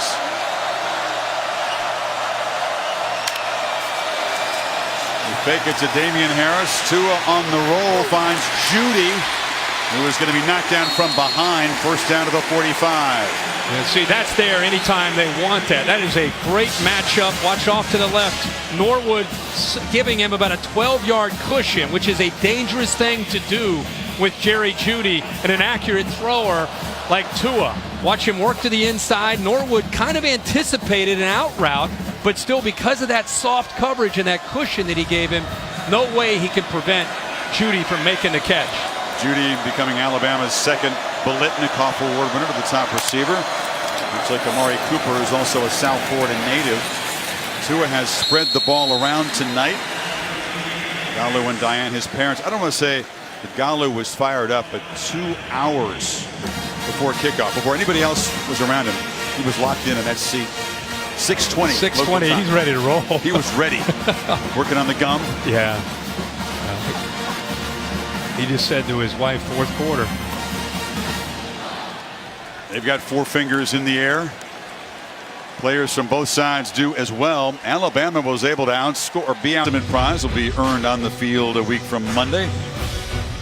Playoff National Championship trophy presented by Dr. Pepper. Clemson did its job earlier today. Your rout in Arlington of Notre Dame. Will it be the Tigers and the Tide again, or will Oklahoma complete one of the great comebacks in postseason history? Tide begin the final quarter with a 2nd and 4. Tagovailoa avoids the blitz, and Smith streaking.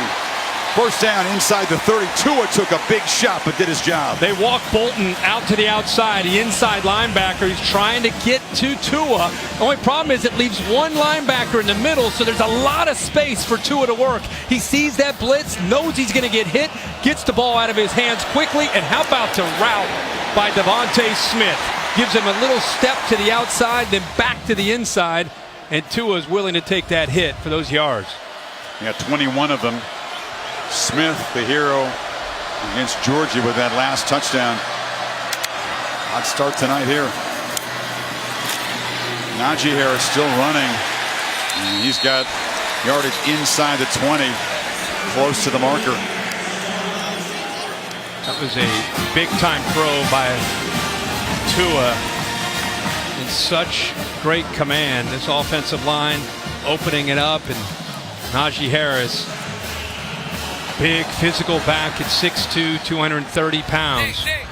Enormous sequence here, Kirk. If Oklahoma can somehow keep him out of the end zone, force a field goal, it would still be a two-score game. It's a low throw and a sliding catch made at the 10-yard line by Waddle.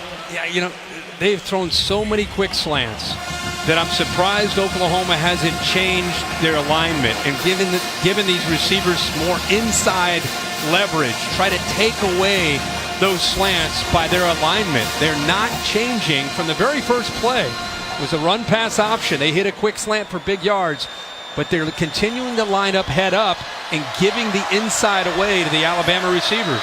They should move into the inside. OU crowd at that end trying to make some noise, make it tough on Tua.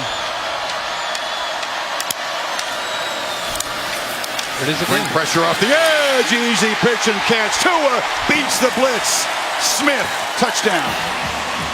I mean, we just talked about how the middle of the field, when you don't take away the quick slants, you got one of the most accurate quarterbacks we've seen play college football in a long time, and you're giving him the quick slant. They brought the safety blitz.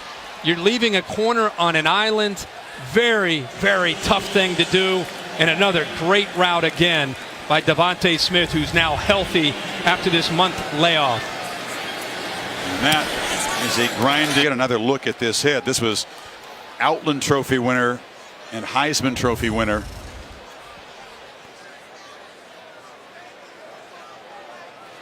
It was high and it was physical. Yeah, that's so. See, Samia comes in. I mean, North Carolina, who's attempted just 17 passes all year, is in. So Williams hit, lost the helmet. Then Drew Samia tried to pay Williams back, and he added some friendly fire to that. Sermon bumps right into that defensive line, loses a couple. Laura? The Oklahoma athletic training staff obviously worried about Kyler Murray. They keep asking him if he's okay, doing a couple quick tests. He keeps saying, I'm good, just let me go back in the game. And as you can see, out there on the field with his helmet once again. Raekwon Davis inspired after that tackle for loss. This Alabama defensive line still plenty salty, up 18. Jennings is down. There's Davis. Raekwon Davis is kind of the one of the emotional sparks for this defense. Massive force was how Tosh Lupo described it. 6'7", 316, playing defensive end. Probably hadn't had quite the year they had hoped to have, but can flash at any moment for this defense. He's a big game player. He was massive against Georgia in the championship game. So Murray, now just the one play, but he inherits a 3rd and 10.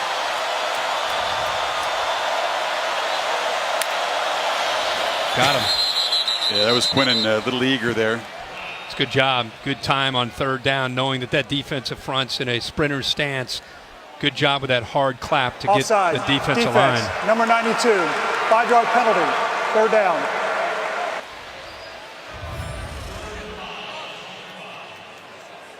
Yeah, there was zero dip in intensity on the defensive side for Alabama. Now it's 3rd and 5.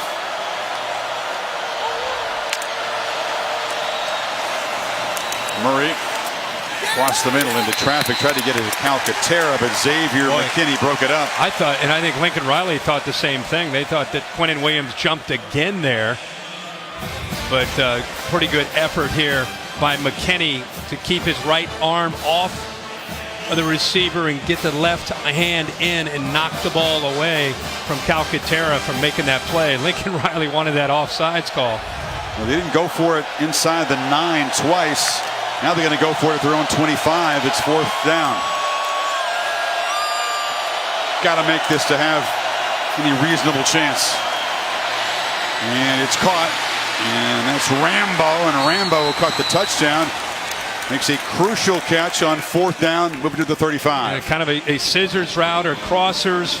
Wind up from the right and left, a mesh route where they create kind of a rub or a pick. And once again, Rambo gets free and comes up with a big play to keep Oklahoma's hopes alive on that 4th down. Murray wanted to take a shot downfield, now escapes in a whole lot of room, and he finally slides down near the 40. Covers ground in such a hurry. I don't know what's going to happen and how this game's going to end, but how can you not love Kyler Murray and his competitive spirit? He gets hit by the baddest man in college football, Quinnen Williams, and it was a big-time shot. Goes out for a play, comes back out, and he's still fighting. He's still firing down the field, almost intercepted. McKinney with those long arms went up high, and Murray way back, 30 yards behind the line of scrimmage. Yeah, he's looking again. Who's going to make a play for me? Rambo's been making some plays. We know about Lamb. He kind of throws this one and hopes that the bigger Calcaterra at 6'4" can go up and have a chance at it, but he overthrows it. And he's very fortunate that McKinney, who's a great safety, kind of that ultra safety, plays everything for them, kind of like a Minka Fitzpatrick type of guy, comes up just not able to come up with that interception. Sermon running back, short gain. It'll set up 3rd and 7. Inside of 11 and a half minutes. Oklahoma still a flicker of hope if they could find the end zone in this possession. Yeah. Sermon out of the game now. They're already so thin at that running back position. Only Sermon and Brooks. Marquise Brown actually back in the game down at the bottom of the screen. So receiver Miles Tees in the backfield. He's going to block the blitz. He's going to do so at 5'9", 171. Tide are showing pressure. Better get rid of it, hurry. They do, and a catch made nicely by Lamb on the slant. 1st down inside the 25. He took a while to survey that defense, and then eventually he sees the hole and where he wants to throw the football. It's about trying to find that matchup. He saw Deontay Thompson, his safety, coming, left a vacancy, and he makes the throw right into that hole. Tide barely got lined up before the snap, and now it's Lamb, guarded by Surtain on the sidelines. No flag. Surprised they didn't throw a flag there. Looking back at that play, AT&T pylon cam, a lot of touching and pushing by the corner. Surtain, the ball underthrown. Surtain never sees it. Usually that's an indicator that a flag is going to come in, but they decide not to throw it. Right along the OU sideline, and certainly Lincoln Riley wanted a penalty. On 2nd and 10, he's hotly pursued. That was Mack Wilson off the blitz, has to fire it into the ground. 3rd down now. Mack Wilson came on the blitz, and he wanted to try to bait that defense, and he just did not quite have enough time to get the ball out to Brooks. This play needs a little bit more time to be able to get those linemen out, get the back in position, but good time to blitz that time by Mack Wilson. Murray, when he's been under pressure this year, still a 60% passer, but this is more pressure than he's been used to seeing. Right there, Lamb left alone on the sideline, makes the grab. 1st down. In front of Surtain that time. Yeah, they're going after Surtain, who's a talented player, but still a freshman. 2 against 2. Nice job, well timed. He knows that he's going to be able to throw that ball back.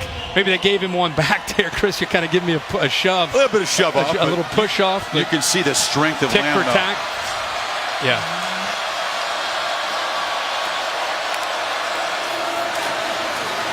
Murray, fake to throw, could not escape. Great tackle by Thompson, the emotional leader of that secondary. There's a one-on-one play for Thompson against Murray. He's the guy. They gave him 2 late touchdowns, Kirk, against Arkansas, and he wasn't having it. He kept the DBs in the locker room as the buses were getting ready to leave the stadium. Well, they lost their top 6 defensive backs from last year's championship team coming into this year, most notably Minka Fitzpatrick, and you're wondering who would become that alpha, that leader, and Thompson's definitely, along with McKinney on the back end, helped out. 2nd and 9, they flip it to Brooks. It's a race to the edge, and the gain is short. Surtain forced him out. 3rd down. We need about 7 here. It's a long drive by Oklahoma. 13 plays now and 71 yards. Not their usual MO, is it? No, it isn't. But the reason I bring that up is Alabama doing the best job they can of rotating bodies, especially up front, trying to get some depth. Mathis has been in there. Ray has been in there trying to help out, trying to stay fresh in this heat and humidity in the 4th quarter. 2 plays to get 8 yards. Got to go to the 3. Or the 2, I should say.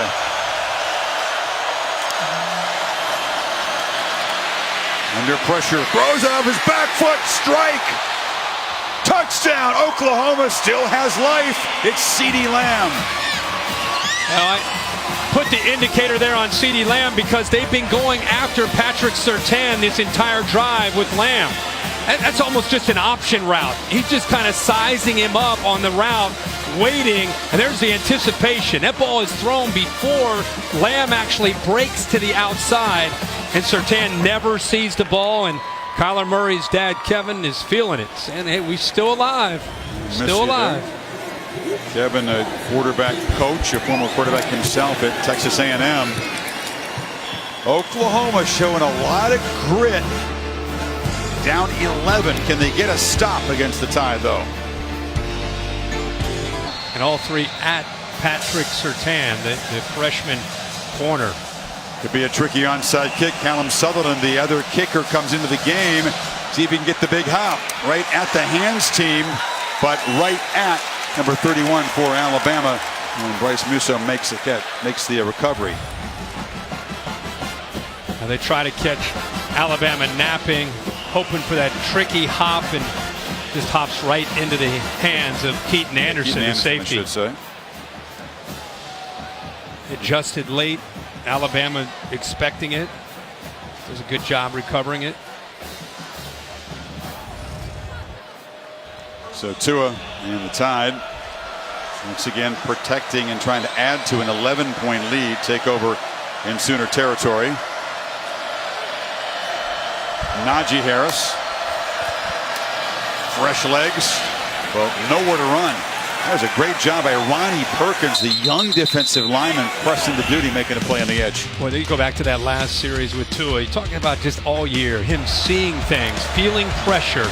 Here anticipating, kind of knowing he's going to get hit by that linebacker blitz. Here on the touchdown pass, they try to disguise Fields coming late. Little play action, he looks away, comes right back to, again, the quick slant and a touchdown. Just in command and in control of this offense tonight. The official stat keepers, Kirk, have Bama with 3 drops. That's kind of harsh judgment given the difficulty of Judy's catch in particular, but Tua has only 3 incompletions tonight, 21 of 24. Najee to the edge with momentum, blast down inside the 30 as the Tide threaten again. Nice block here by Irv Smith, helping set the edge. You're also going to see wide receiver coming in from the outside. Derek Keith picks up a block there. Now you get the ball to the outside, and the big fella gets a chance to build up some momentum. Good blocks there. Irv Smith, known as an outstanding receiver, has improved so much as a blocker at tight end. Jacobs and Najee Harris now flanking Tua. And let the clock wind down near 7 before snapping this. Jacobs in the flat, gets a block from Judy and is knocked down at the 15. First down again. Yeah, right now Mike Locksley is mixing it up very well between the run, stretching this tired this Oklahoma defense out wide. You know, it's one thing you can stretch them out wide, you can run up into the middle, and he can also throw the ball in the quick slants. Mike Locksley, the offensive coordinator, of course, has taken the head coaching job at Maryland. He's been focused on this game, and he's hoping to have a chance in a championship before he heads over to Maryland to take over as the head man. It's a bit of big theme, hadn't it, in the playoffs recent years. The coordinator carousel. Guys who gotten their next job at unfinished business, sticking with the tie for the playoff run. Tagovailoa to Smith, who began this game with an electric play, and he's been the most featured receiver tonight. It's like Oklahoma spending a timeout here. Alabama used about 2:21 on this drive. 6:10 to play. Tide closing in on the championship game. See if that proves costly on the drive. It's 2nd and 8. Tua's got it again. Nope. Judy's got it over the middle. Touchdown, Tide. Doesn't matter. If Brent Venables is watching this, I'm guessing he's going to take away the inside slant, because tonight it's been open from the first play to this drive right here with 6:08 to go, and Tua has made Oklahoma pay. He had to always throw it downfield. We'll go back and look at this film. I want you to count up how many times they hit a quick slant. It's been at least 10.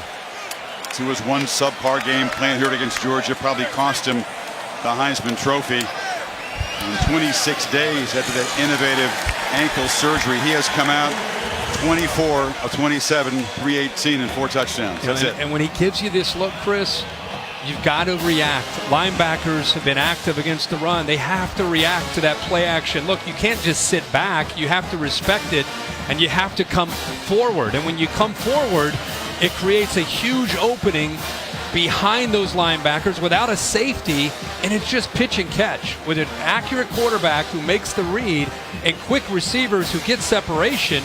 It's just you're going to lose that battle on defense. And Judy won the Biletnikoff, but he was representing a very deep and talented receiving corps. His touchdown, Devontae Smith has a touchdown, Ruggs has a touchdown, that tremendous catch.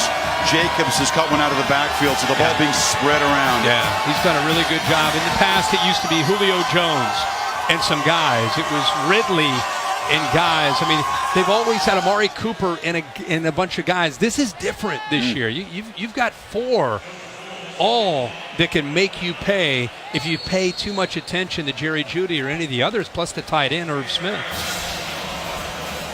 Yeah, you're right. Venables has a lot to focus on as every Alabama opponent as we begin to take a look at yet another Crimson Tide collision in Santa Clara for the championship.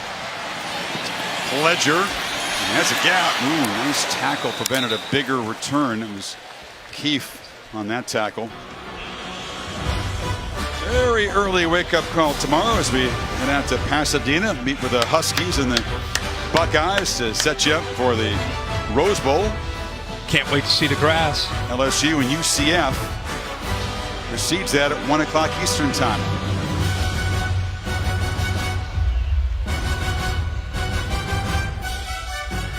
Texas, Georgia, 8:45 Eastern time, also on Tuesday. It's the time of the year, right? Take a knee in the corner of that end zone in the Rose Bowl, and this, man, is the best setting, not just in college football, best setting for me in sports. Best place in the world for you, I think. I think you're right. Well, wide open receiver there is Nick Basquin, seldom used, and they forgot about him in a huge play down inside the 40. See, that's what'll drive Nick Saban crazy. I mean, he's happy to be up 45-27, but a busting coverage. Baskin just running free, nobody accounting for him, and he goes right down the field and picks up huge yards. Murray has a whole bunch of time against a 3-man rush. He thinks 2 or 3 times about running. He's still thinking about it, and he will take off. And finally, just a tentative slide. He gets yardage inside the 30 for a first down. The Alabama crowd is reacting to the block that was on Quentin Williams as Murray was scrambling. There was a block there by Cody Ford. And I think Quentin Williams, more than anything, might be gassed just from running around and chasing. How could you not be after Kyler Murray? I mean, Murray extended the play again and again. Is he going to run? Is he going to throw? He didn't know. And Williams is on the field way back at the Oklahoma 45. Inside 5.5 to go. 18 points. You got to reach the end zone and figure another onside kick attempt if they can score here. Murray, meanwhile, he's on the verge of a 300-yard passing game, 2 touchdowns, and he's run for 111. He's doing his part tonight. Oh my gosh. And Kirk so impressed by his effort tonight and not giving up. Think about how this game started. Yeah, 28-0. I mean, in the blink of an eye, they were done. And there's a very good chance some teams would just shut it down. And Murray and this team, they have definitely played with some energy and not gone away. They continue to fight even with 5.5 to go. So the best player on the sidelines, Bama's defense. Relying on their depth here, and there's a slant. Normally he's as accurate in that throw as Tua is. Just about. That one was behind Morris. Yeah, and remember the last drive that they had? I mean, they went to the left side. They had CeeDee Lamb matched up against Surtain, and it worked for them. You know, they went there time and time again, and right now they've got trips into the top, into the boundary there at the top of the screen. And Lamb up at the top, and he is matched up again with Surtain.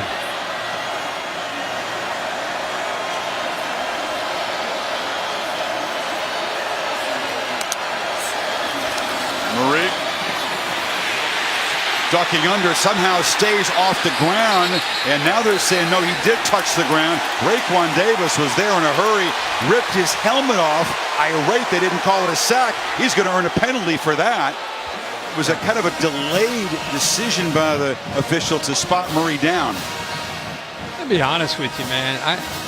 I've always bragged on Alabama not playing where they lose their cool. Rolling on the field as the ball carrier's knee was down. But it wasn't. After the play was over, unsportsmanlike conduct, number 99, 99 on defense, taking his helmet off, 15-yard penalty, automatic, first down. He's so close. Did he get touch the grass?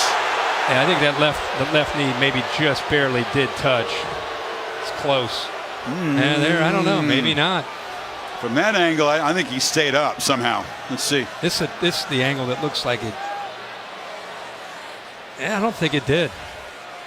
But I was going to say, Alabama, you know, over the years with Nick Saban in Tuscaloosa, they've beaten people up, but they've always played within the rules. And if a guy doesn't do what he's supposed to do, if he gets a penalty like that, you know, he sits down next to Coach Saban. This team's been a little bit emotional tonight. That ball's tipped at the line, but Rambo comes up with it and dives down inside the 10. Oklahoma just won't go away. Yeah, Dylan Moses went up as a linebacker, 32, right in the middle. He shows blitz, kind of sits there as a spy, got a hand on it, and Rambo, who's had a heck of a night tonight, comes up with good concentration with a big catch.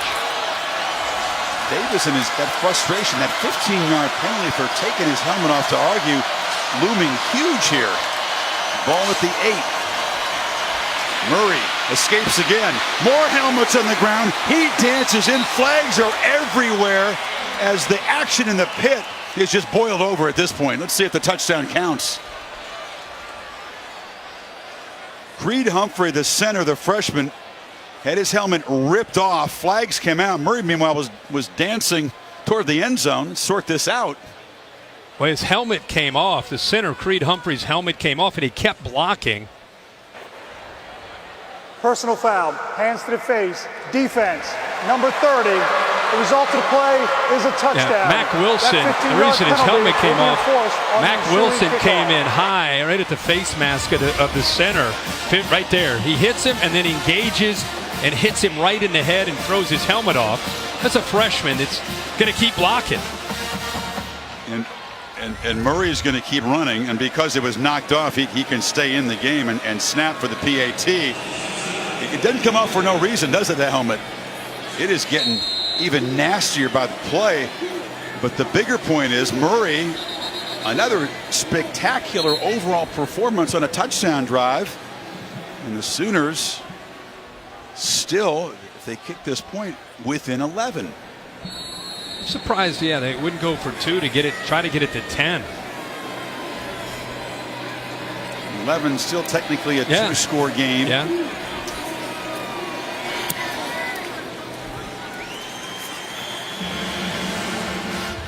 Go back and show you center, middle linebacker 30, just off to his left, comes in.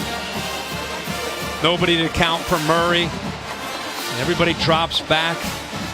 deep into the end zone. You're thinking, of course, you got to be able to. Somebody's got to be spying on Murray, but Murray continues to impress.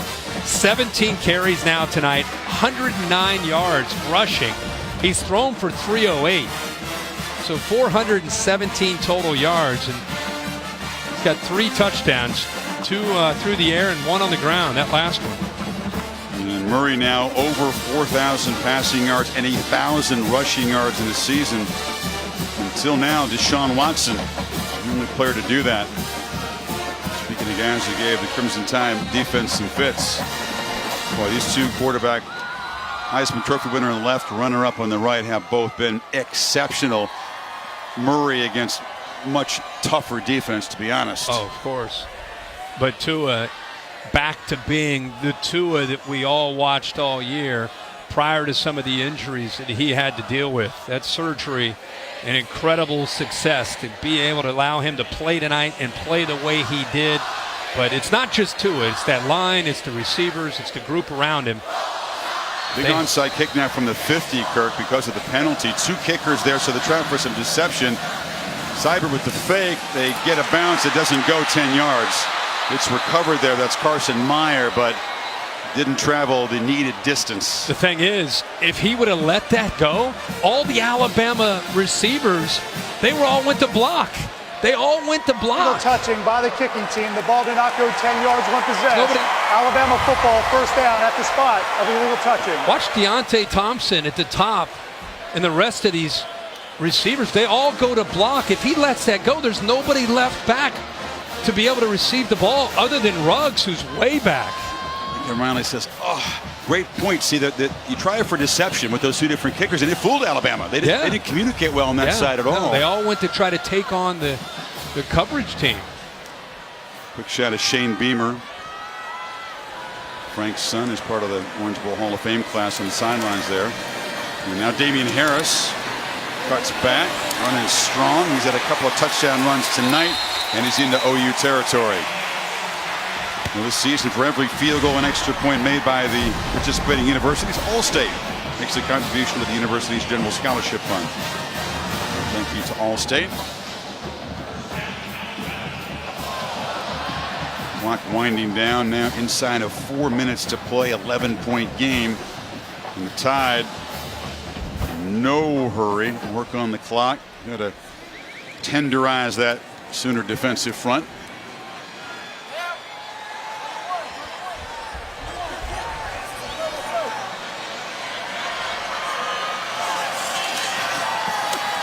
Harris muscles forward, will be knocked down about 5 yards short.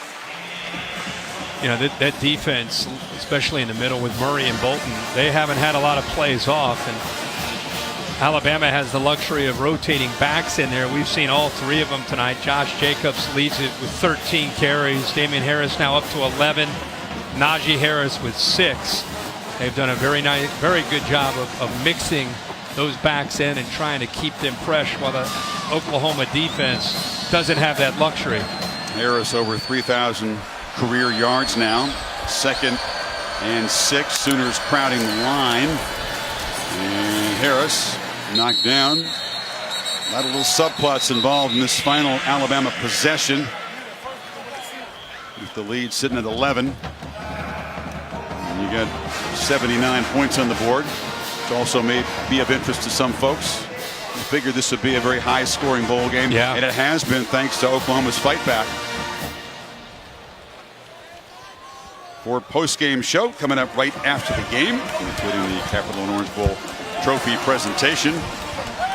They give out trophies at the bowls from their semifinals, and the trophies are valuable. It still seems kind of odd to receive a trophy when the ultimate game, comes in 9 days' time. The real trophy. What do you think? It's like an AFC Championship trophy or NFC Championship trophy?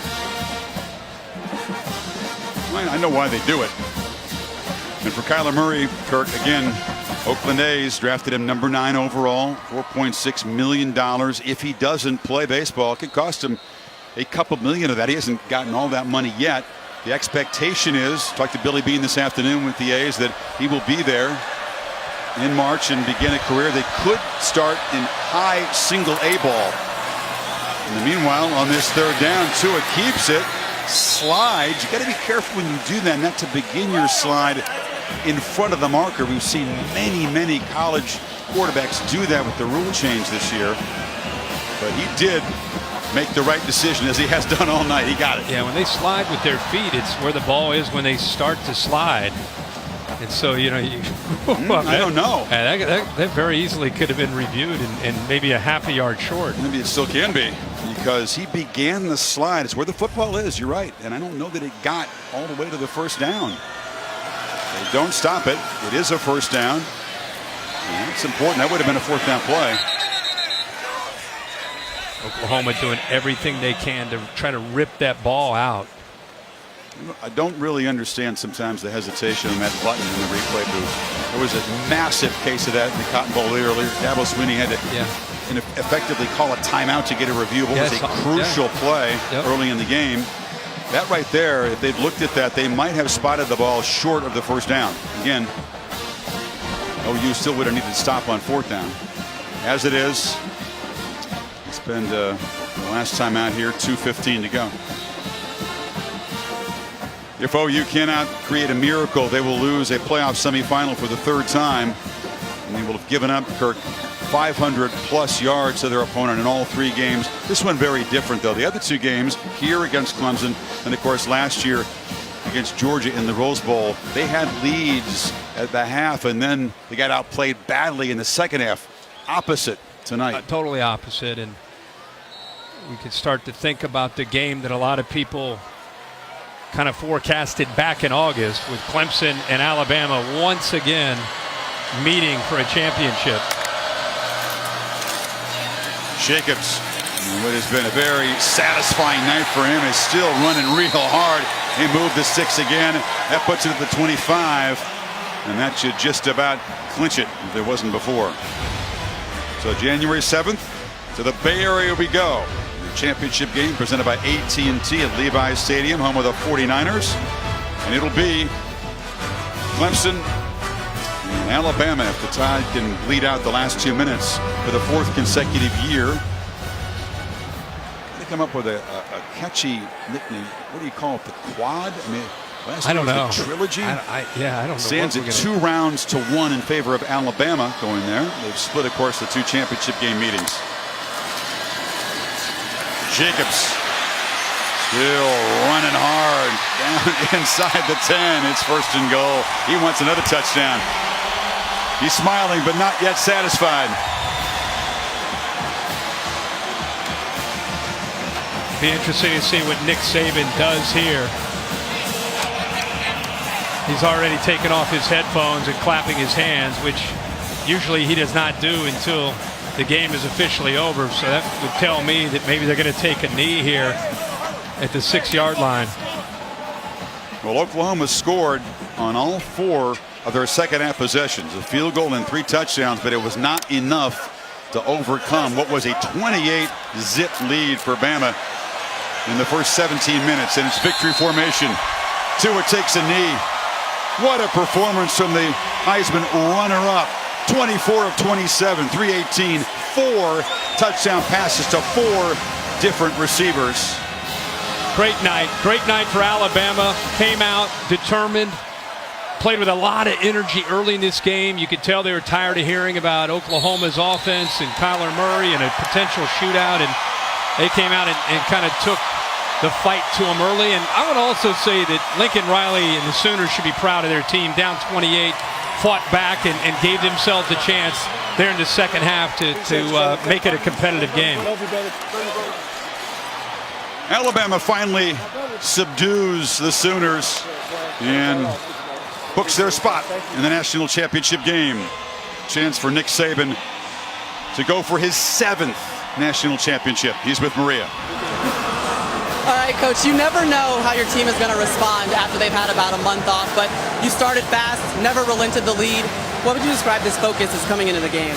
Well, you know, I'm really proud of our team. It's a great win for us. Oklahoma's got a great program and a great team, a great offensive team for sure. A lot of weapons, a lot of firepower.